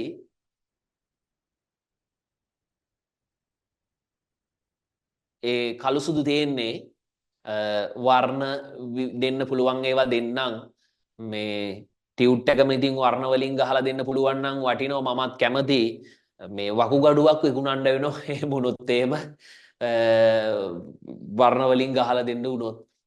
ඒ හින්දා මේ ඉස්සරහට ඔයාලට 4 color maps එහෙම ඕන තරම් තියෙනවනේ. මේ දෙන්න 4 color map එහෙම අපි හොඳ clear map දෙන්නේ ඔයාට. 1/50000 map. වර්ණ දෙන්න ඕනේ වදිනවා. තව තියෙනවා මේ භූරූප පාඩමේ අලවන කොළ වගේක් තියෙනවා. මෙහෙම හොඳයි නේද? දෙන්න පුළුවන් වකුගඩුවක් විකුණන්න වෙනවා. කැමතිද? මෙහෙම හොඳයිද? ඔව් මටත් හිතලා තියෙනවා මේ හොනට් බයික් එකක් ගන්න වකුගඩුවක් විකුණනවද නැද්ද කියලා. දැන් හිත ඉන්නේ. හරි. මේ මොකද මේ කාලේ පැද්ද නැත්තම් වැඩක් නෑ අය. හරි මේ බලන්නකෝ 4 කියලා තිබ්බට ඒක 5 කියන්න 5 6 කියලා දාගන්න. මේ දෙවෙනි එක චානුකයිට්. Charnocite. Charnocite. Charnocite. ඊට පස්සේ 5 6 කියලා හදාගන්න මේක. ඒක නම් ඇත්ත. 6 granite. ඔය ගෙවල් වල බිත්ති වලට තාප්ප වලට ඕපන් ඒරියා වලට එහෙම අල්ලනවා granite. අපි ඒවල වාසි කතා කරනවා.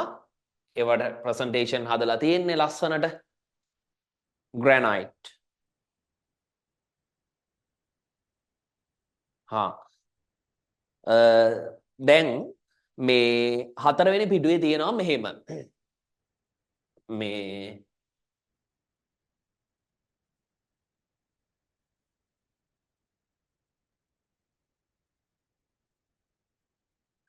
ගණී භවනය අනුව ආග්නේය පාෂාණ අපිට වර්ග කරන්න පුළුවන්.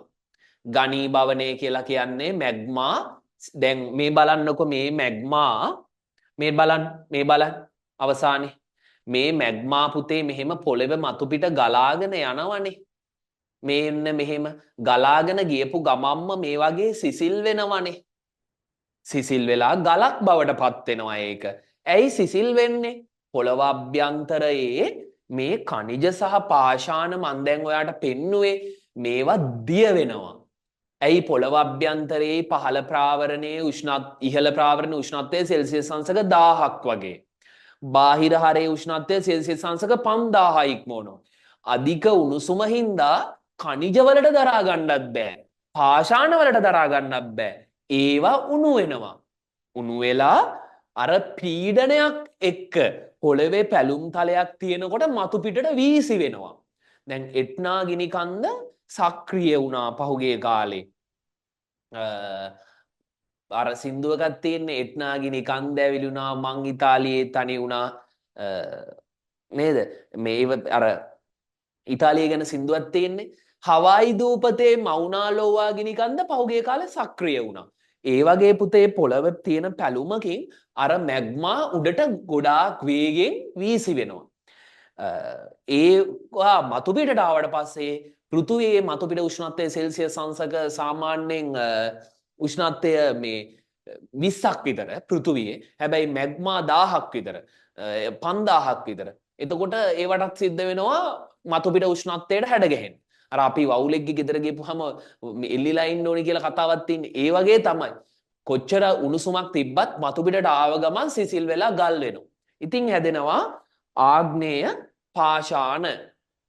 එතකොට මේ ආග්නේය පාෂාණ පළවෙනි එකේ තියෙනවා මෙහෙම. මැග්මා හෝ ලාවා ගණී භවනය වන ස්ථානය අනුව ආග්නේය පාෂාණ උපවර්ග දෙකකට බෙදිය හැක.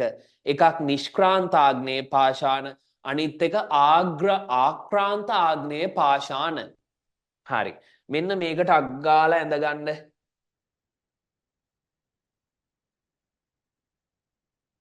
අපි ඔය මේ ගිනි කන්දක පිහිටීම අඳින්න හදන්නේ සරල එකක්.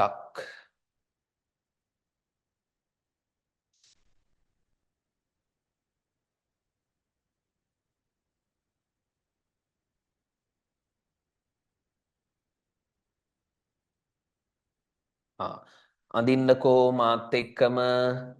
මෙතන තියෙනවා රතු පාටින් දාන්න මැග්මා කලාපයක් තියෙනවා. මේ මැද ලයින් එකෙත් තියෙන්නේ මේකට කියන්නේ මැග්මා නාලය කියලා. මෙතෙන්ට කියන්නේ මුඛය කියලා. මැග්මා පිට වෙන තැනට කියන්නේ මුඛය. ඊට පස්සේ අර කොලේක ඇඳගෙන මම කීවේ පොඩි කොලේක ඇඳගෙන 4 වෙනි පිටුවේ උඩින් අලවන්න. 4 වෙනි පිටුවේ උඩ තියනවා නේද රෝල් 2 3ක්. එතනින් අලවන්න.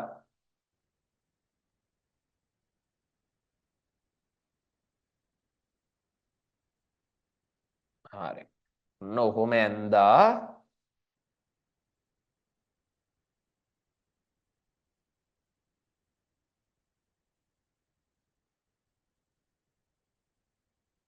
පොළව අභ්‍යන්තරයේ ගුහා තිබ්බොත් ඒවලත් මැග්මා ගල් වෙන්න පුළුවන්. මතු පිටට එනවා කියලා නීතියක් නැහැ. අපිට පේන්නේ මතු පිටට ආවොත් විතරනේ. පොළව අභ්‍යන්තරයේ තියෙන්න බෑද? එහෙම තියෙන්නත් පුළුවන්. මෙතන ගහක් අඳිනවා මම.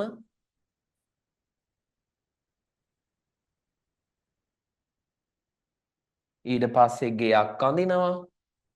මිනිහෙක් අඳිනවා. මේ පොළව මතු පිට. පොළොව මතු පිට කියලා පෙන්වන්න තමයි මම එහෙම කරන්නේ. මේ පොළව ඇතුලේ මේකට කියනවා මැග්මා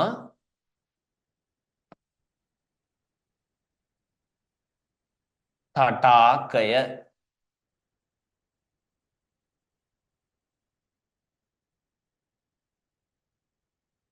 ආක්‍රාන්ත පාෂාණ.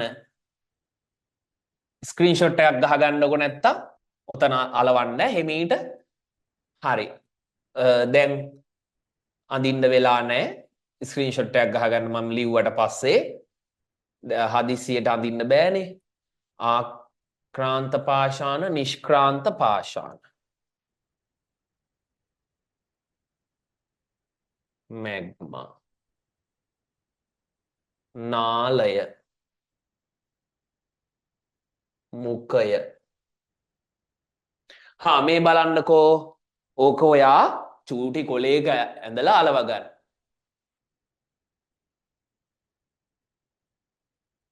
මේ බලන්න ස්ක්‍රීන්ෂොට් එකක් ගහගන්න. දැන් මං කියන එක අහගෙන ඉන්න. හැමෝම කියන්න බලන්න ආක්‍රාන්ත කියලා. ඔයා ඔහේ ඉඳලා නිකන් ප්‍රොනවුන්ස් කරන්න බලන්න ආක්‍රාන්ත. ආක්‍රාන්ත. කටේ කොහෙන්ද කියවෙන්නේ? ආක්‍රාන්ත. ආක්‍රාන්ත. උගුරෙන්නේ? උගුරෙන්. නිෂ්ක්‍රාන්ත කියන්න බලන්න. නිෂ්ක්‍රාන්ත. නිෂ්ක්‍රාන්ත කියන්න. නිෂ්ක්‍රාන්ත. කොහෙන්ද කියවෙන්නේ? නිෂ්ක්‍රාන්ත. මේ නහය උඩු තල්ල වගේ දිව වගේ වදින්නේ නේ.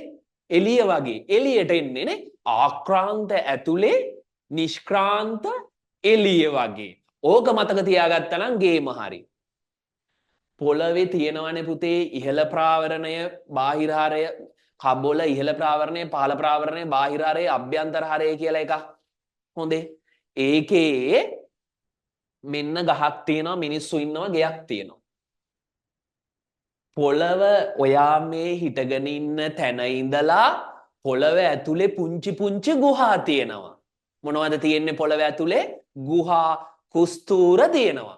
ඒ ගුහා කුස්තූර පොළව යට මැග්මා සිසිල් වෙලා ගල් වෙනවා නම් ඒවට කියන නම මොනවාද? ඒවට කියන නම මොකද්ද? ආක්‍රාන්ත පාෂාණ. පොළව මෙන්න මෙතන පැච එකක්. පැලුම් තලයක්. පැලුම් තලයකින් පොළොව පැලිච්ච තැනකින් පීඩනයත් එක්ක මැග්මා මතු පිටට ආවහම අපිට ඒවා ගිනි කඳු විදියට පේනවා. ඒව සිසිල්ලලා ගල් වෙන පාෂාණ මොනවාද? පොළොව මතු පිටට ඇවිල්ලා ගල් වෙන ඒවා නිෂ්ක්‍රාන්ත. නිෂ්ක්‍රාන්ත. පොළව ඇතුලේ ආක්‍රාන්ත. පොළොව මතු පිට නිෂ්ක්‍රාන්ත. දැන් වරදින්නේ නැහැ නේද? හරි. ස්ක්‍රීන්ෂොට් එකක් ගහගන්න පට ගාලා. ඔක ලස්සනට ඇඳලා ඔය පොඩි චාට් එකක් හොඳේ. ඔයිට වඩා බැරාරුම් මේවා තියෙනවා. අපි නිකන් අර අදහසක් ගන්න ඔය කරන්නේ. මේ හරි.